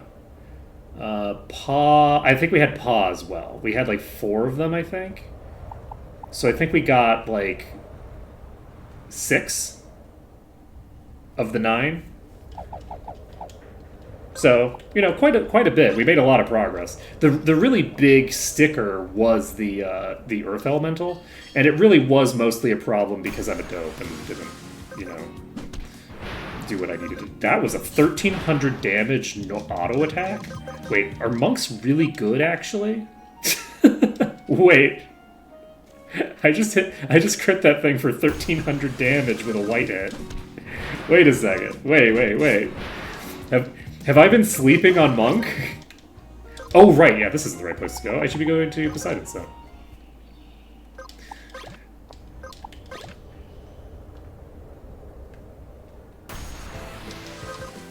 Oh, right. This is not going to allow me to kill things quite as quickly.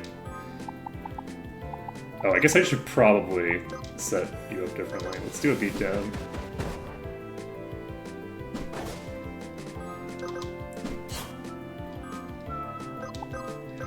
Okay, we need to change Keylime's setup.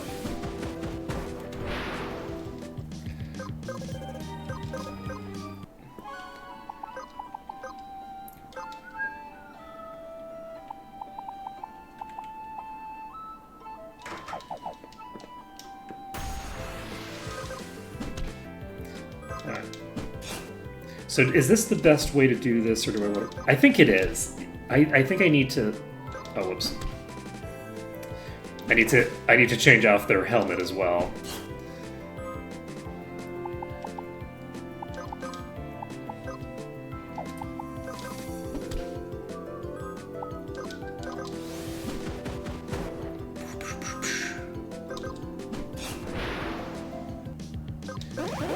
Well, I know that it hits harder while unarmed. I just figured it wouldn't be that strong. That was really a big hit. Part of it is just that I'm used to enemies with more defense now.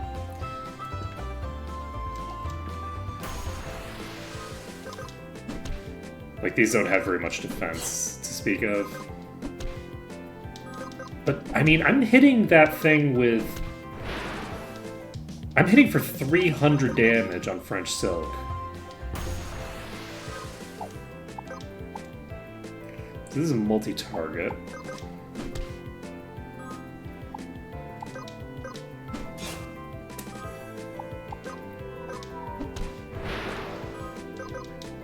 I should probably set up an AoE setup properly. Oh, that did a lot of damage. Yeah, we need to set our secondary to swordsmanship for them.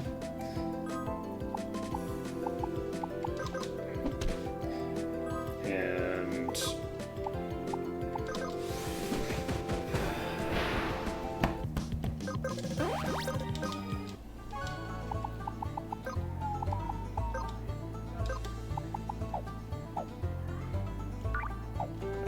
let's see. I can't do that right now. I need to go to here. We will change our secondaries. I don't need to change your secondary, probably. You're fine. You do need sword play. Execute isn't an AoE, but swordplay is. So let's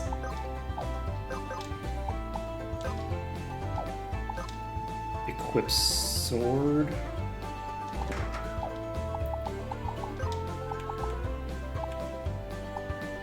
Give you a Balrog. And then the two of you can just do AoEs, and that'll be great.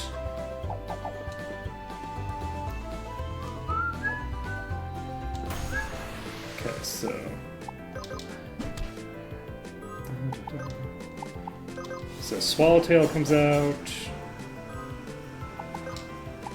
and it comes out again. There we go.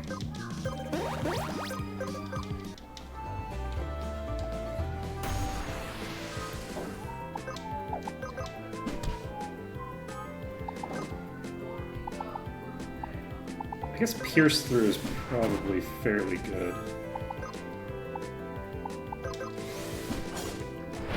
Okay. So we got that done.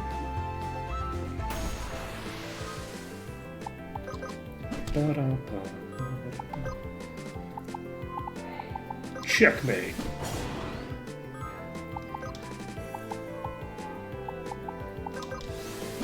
I should have done the poison.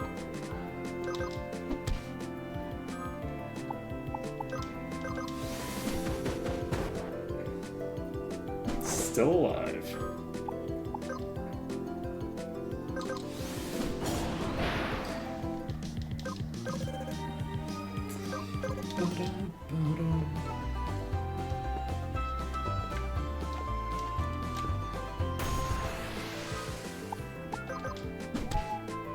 The other thing that I need to do is I need to get the steel from the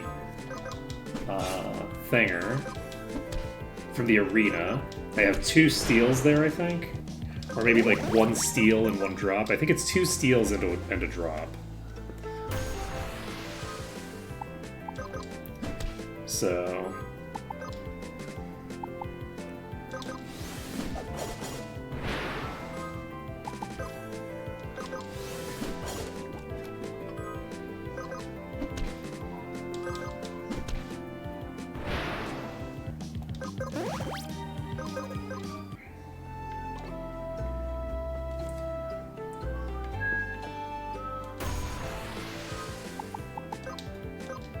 Alright, so let's see. Let me think about what next stream is going to entail. We have cleared out the summons. I think the only major thing that I know about is the Sequoia, right? Like, there's more crabs to find, probably.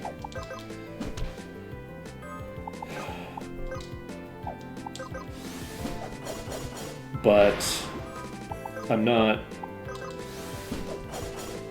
super concerned about that. Oh, right, we have the depth bosses as well. So we have those 3 bosses left, and I think we can probably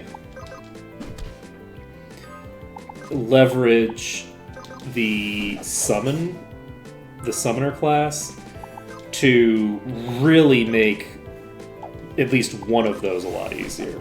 I think the Sequoia boss is very doable with the number of oops, sorry, you don't get a turn abilities that I have now. that are also AoE. I should be doing that on the Capper, not on the Cook.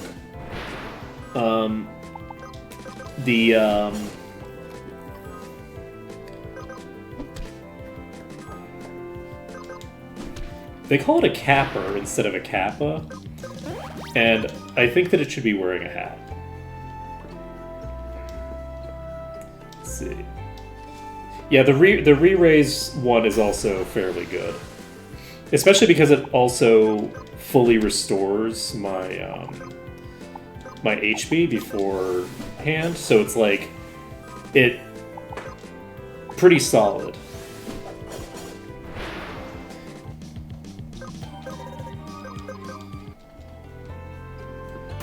I would prefer a Phoenix, honestly. This one might be a bit more powerful in theory. But I would generally prefer the oh shit button, where it's like, okay, well, as long as this character's alive, they can just summon this thing and it resurrects everybody to full HP, as opposed to healing everybody to full and thingering. Let's see. Well, I'm more describing the mechanism of the action there, which is not a thing that they're going to be able to copyright. I also don't. Weirdly, Phoenix with the ability to add a rebirth, right? To add a re-raise effect. A re-raise effect actually is more appropriate to a Phoenix than it is to than like what this effect actually is in Final Fantasy. Let's see. I mean, the Phoenix is a creature from folklore, right? Like it's not like a whatchamacallit.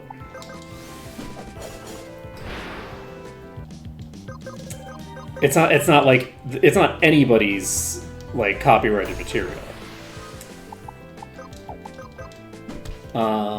Including the basic details of how it works. The basic details of how it works, I believe, are also a component of that. They would really struggle to do a copyright claim on most of the summons that Final Fantasy has, because most of the summons are just folklore creatures, right? So you would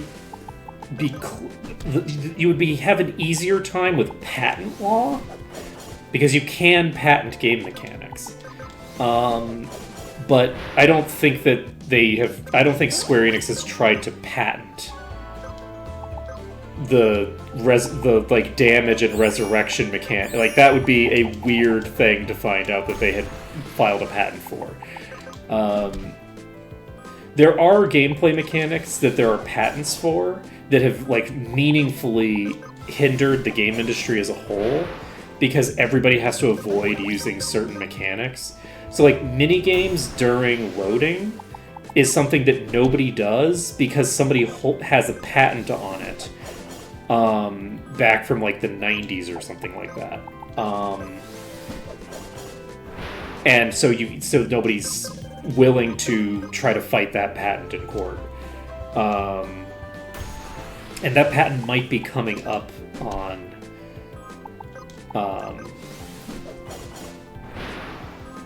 going out.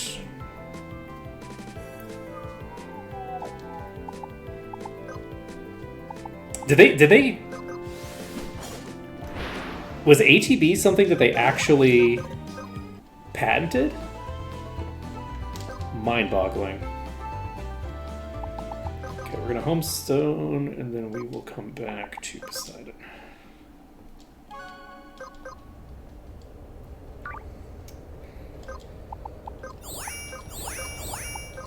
Yeah, there's a fairly surprising amount of weird shit that goes on with intellectual property law that has had such enormous impacts on the way that they handle things.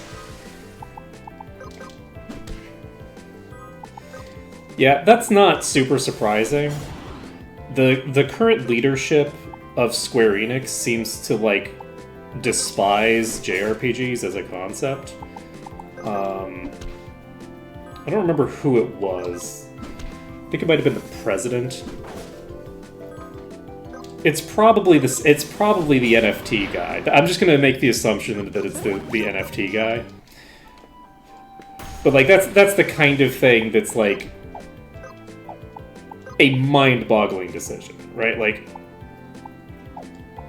what kind of maniac thinks it's a good idea to just let your patents expire? Like,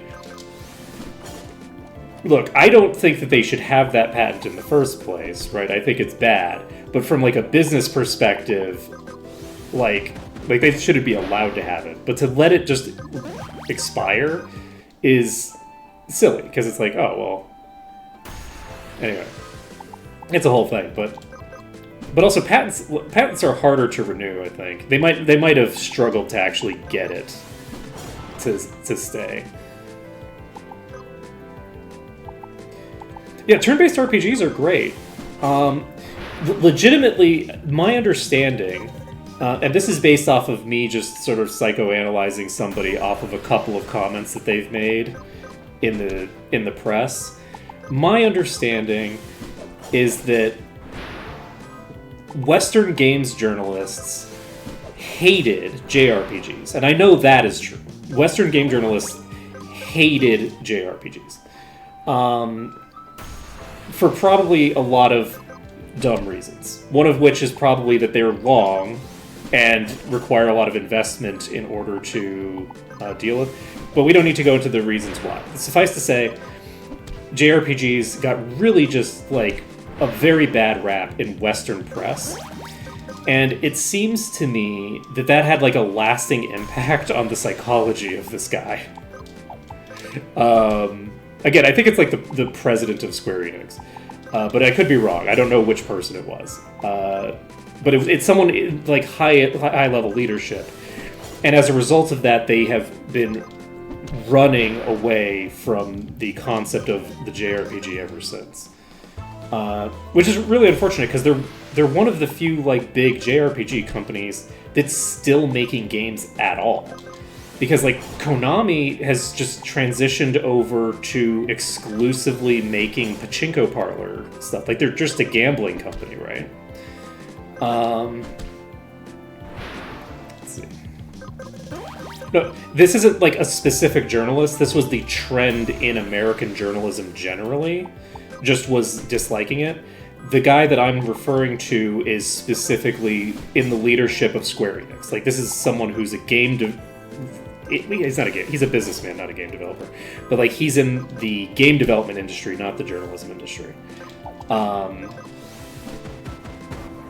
And the decisions that he was making were based off of, you know, thinking that it's like low class to make JRPGs.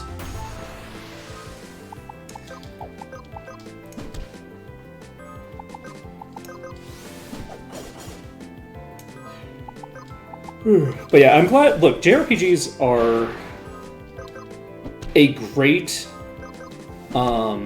style of game. They have a lot that you can do with them, and there's a lot you can do to expand upon them. I think that like playing like a really straightforward like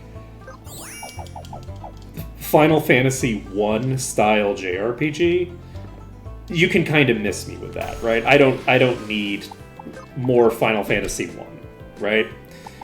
But one of the things that's really cool about JRPGs is that their systems are very front and center, and they encourage you to play with them in a way that's very cool. So like it's kind of wasteful to have like a JRPG that is like doing this stuff that's already been done before.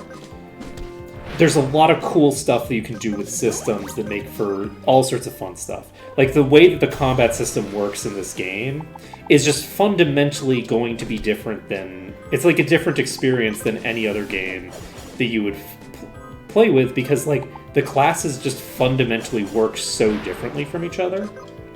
Whereas like if you play a game like Borderlands, right? Borderlands doesn't play that differently from Counter-Strike. Like legitimately, they're not that different of games. And if you look at all the classes that they have in the game, there's very little distinction in the gameplay between them in practice. Unless you're playing like the Psycho, they're all really... even when you're playing the Psycho, unless you're playing like one very specific build of the Psycho, 90% of the gameplay is the same because you're waiting on the cooldown of the one ability that you have that allows you to do something different, right? Like the Sirens thing is, okay, every 15 to 20 seconds or whatever, I can press my button that lifts an enemy up in the air and crowd controls one enemy, right? That's not the kind of depth that you can get out of like a turn-based combat system like this, right? Turn-based allows you to do some really cool stuff. The thing that I think was a real game changer with the ATB system is the ATB system, which I don't know if the ATB system was the first game to introduce what I'm describing here, but I think it might have been. But basically introduced the idea of having multiple turns based off of your speed. Where it's like, oh, if you're fast enough, you can get multiple turns off before the enemy, or the enemy can get multiple turns off before you, because you're ticking a timer that instead of being like, okay, whoever has the highest speed goes first in the round, and the lowest speed goes last in the round. Instead of having it based on rounds, each character is progressing through time, one tick at a time, and that progressive stuff works really great to add like a whole new level of depth to what you can do with a turn-based combat system.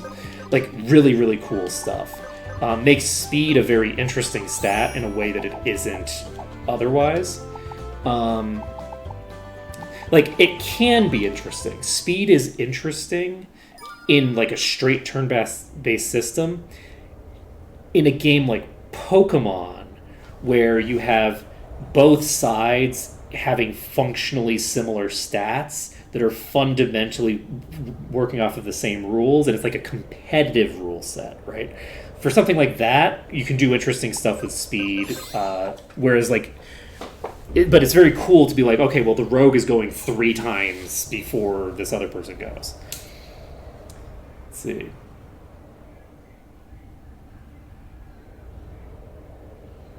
Yeah, see, that's very fun. Like, that kind of stuff, the ability to just sort of like break the system, is the thing that's so cool, right? Like, it's exciting to create the combination that allows me to do 10,000 damage explosions in this game, right? The 10,000 damage explosion is very cool. And each time you play a game like this, these like turn-based, build-based games, you have a new set of rules to play with and explore, and that's something that's harder to do with real-time stuff. It really is. It's just delightful. Like, one of the reasons that I like Maw is because in Maw, the party build and setup that I'm doing creates the kinds of synergies that I like to play with other kinds of games. And it sort of like, it doesn't quite, it would be a struggle to say that it emulates the JRPG type of deal, but it's like, it's not doing that. So, okay, let's see what else we have to master here. We have 3 things that are just question marks for some reason. I guess they're question marks because they're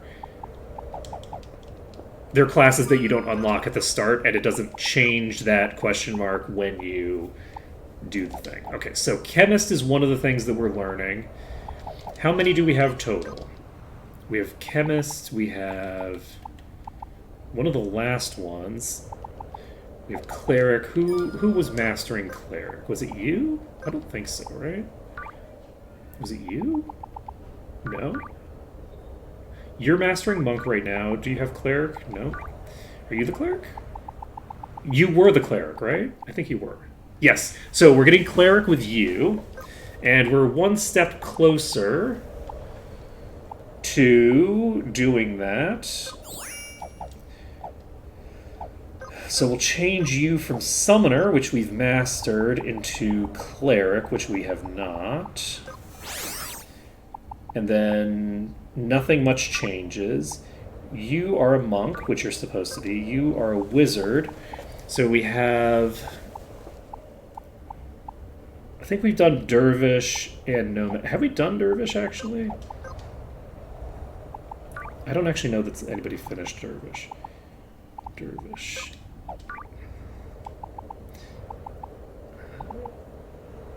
You have finished Dervish. Okay. Beastmaster. We need to do Beastmaster.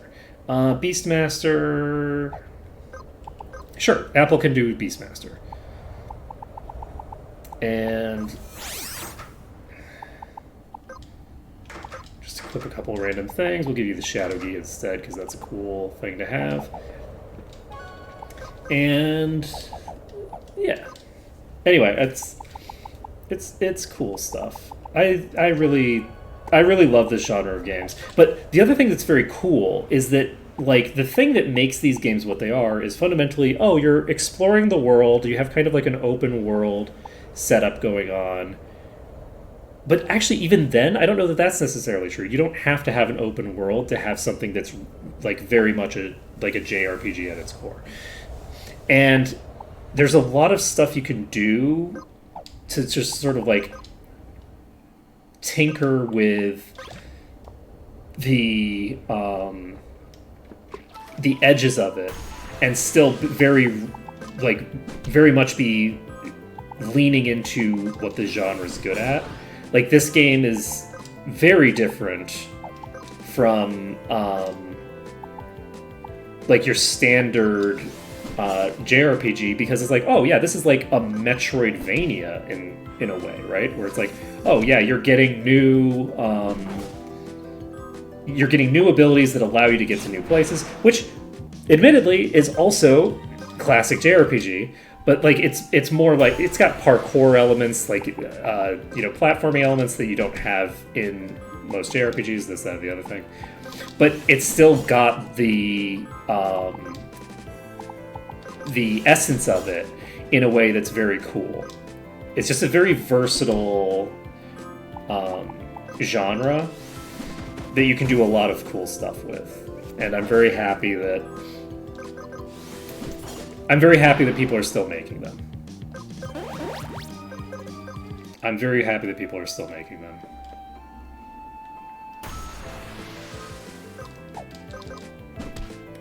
Because they're just so good.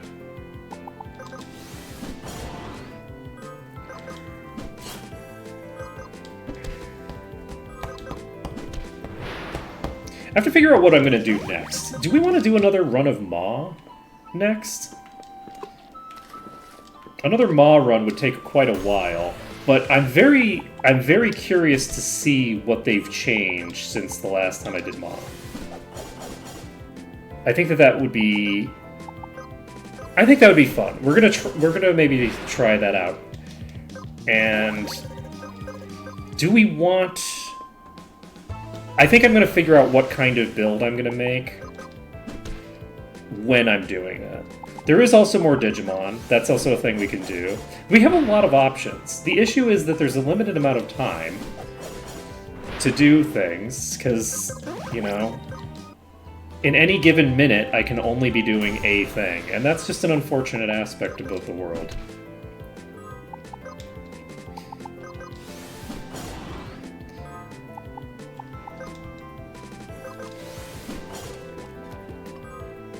I am tempted to do another Maw run, though, because it's been a long time since I was playing it.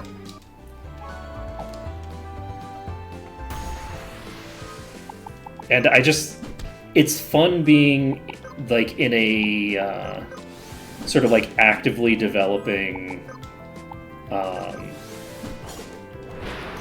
like it's doing something that's like in active development and being like, oh, okay, what shenanigans are in play now that weren't here before? Okay, we have.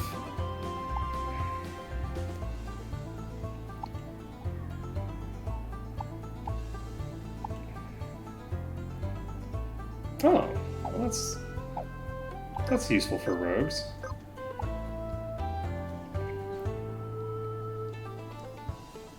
Why would this be good?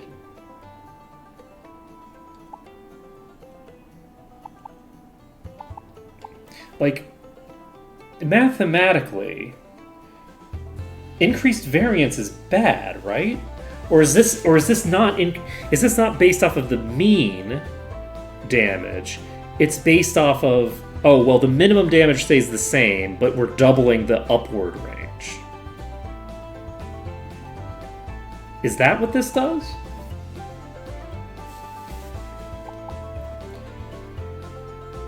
We can do armor and resist down.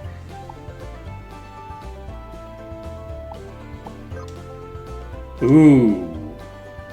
That's interesting. MP absorb 200%. So if I had an axe...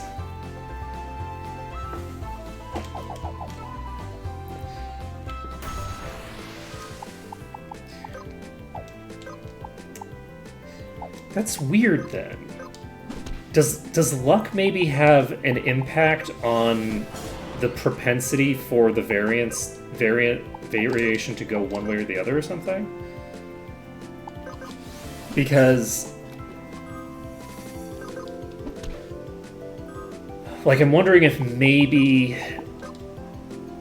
if you have higher luck,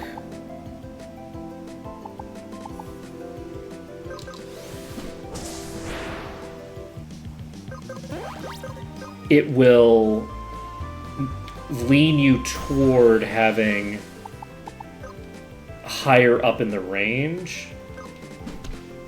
And so there's a value in increasing variance if you have high enough luck that you can consistently be putting yourself higher in the range. Because you'd think that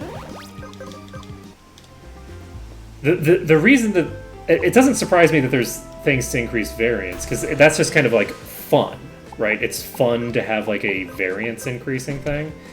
The thing that I'm confused about is the fact that it reduces luck when you do it, and by such a huge margin. 50% is a huge drop in your luck. And it's like, for something that's just fun and silly, that doesn't have... It's not like good. It's generally worse to have more variance. It's just more fun to have higher variance sometimes. But like, why would you have such a massive penalty associated with something that legitimately is at best a net neutral effect? And I just don't know. The only thing I can think of is that it isn't a net neutral effect, but I don't know how that would be done.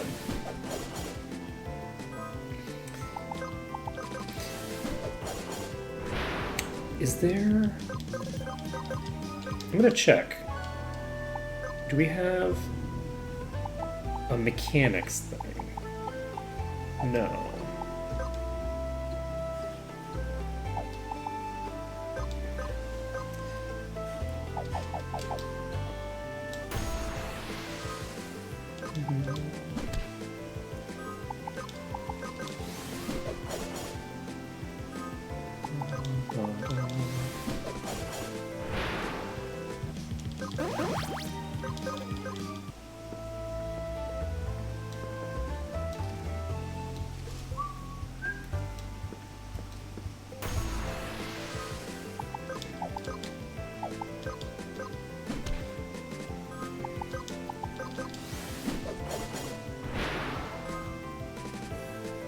Let's see.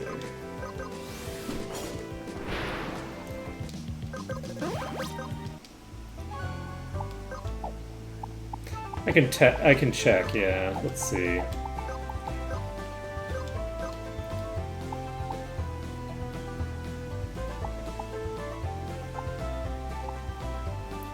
What attacks have variance?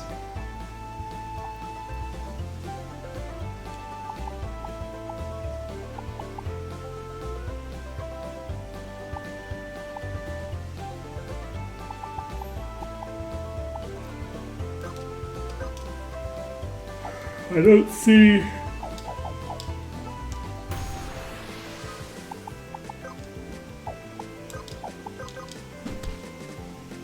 Let's see.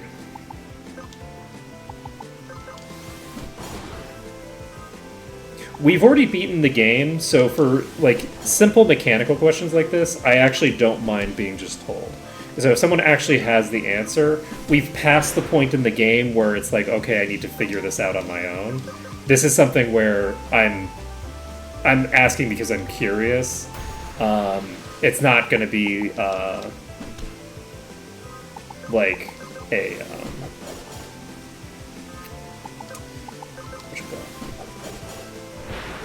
it does have innate variance. I was looking for an ability that shows variance. Okay, there we go. So I hypothesized correctly on it. Because how was I going to test that, right? Like, there's no way I was going to be able to test that. So, if that's the case, then a luck build paired with a high variance character would get you some really cool... I like that. I appreciate that. There's a lot of really good creative decisions that they made in this game. Like, legitimately very clever decisions. Because, like, variance is generally bad, right? Like, it's not good to have a lot of variance on your damage, but it's a lot of fun. It's a cool effect, right? But, like, you're the player, you need consistency, right? Consistency is good for you because you're the one making decisions, right? The AI doesn't make decisions. So for you want to have consistency.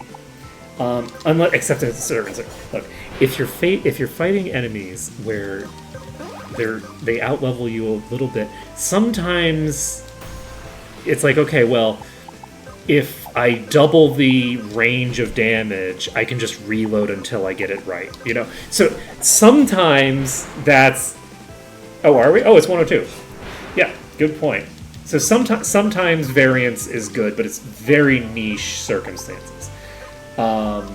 So to make it good by being like, okay, well, you can build for this. It's kind of like a crit build, right? At that point, it's like, oh, okay, this is going to be like... And you can pair it with crit stuff. We should try that with Checkmate at some point. Just do max luck, because it pairs well. We're gonna finish up this chain. Actually, I guess we don't need to because I kind of finished the thing that I was saying. But we'll finish up this enemy and then we will finish up here. Yeah, on Monday, we will be hopefully finishing up at least one of the other bosses that we have left. I'm going to try to just focus them down and just get things going. I think I might do the Sequoia boss first and then work on the depths. Once we've got the Sequoia boss done, and once we've got maybe like one of the depths bosses done, I think that's the point where I'm going to ask chat, hey, how do I use this stupid thing? I think that's the point where I'm going to ask how I'm supposed to use this thing, the key item that I got from the conscript. But yeah, that's going to be it for today, so thank you for watching. It's been an absolute pleasure to stream for you today, and I hope to see you again next time when we will hopefully be killing at least one boss. Later, works.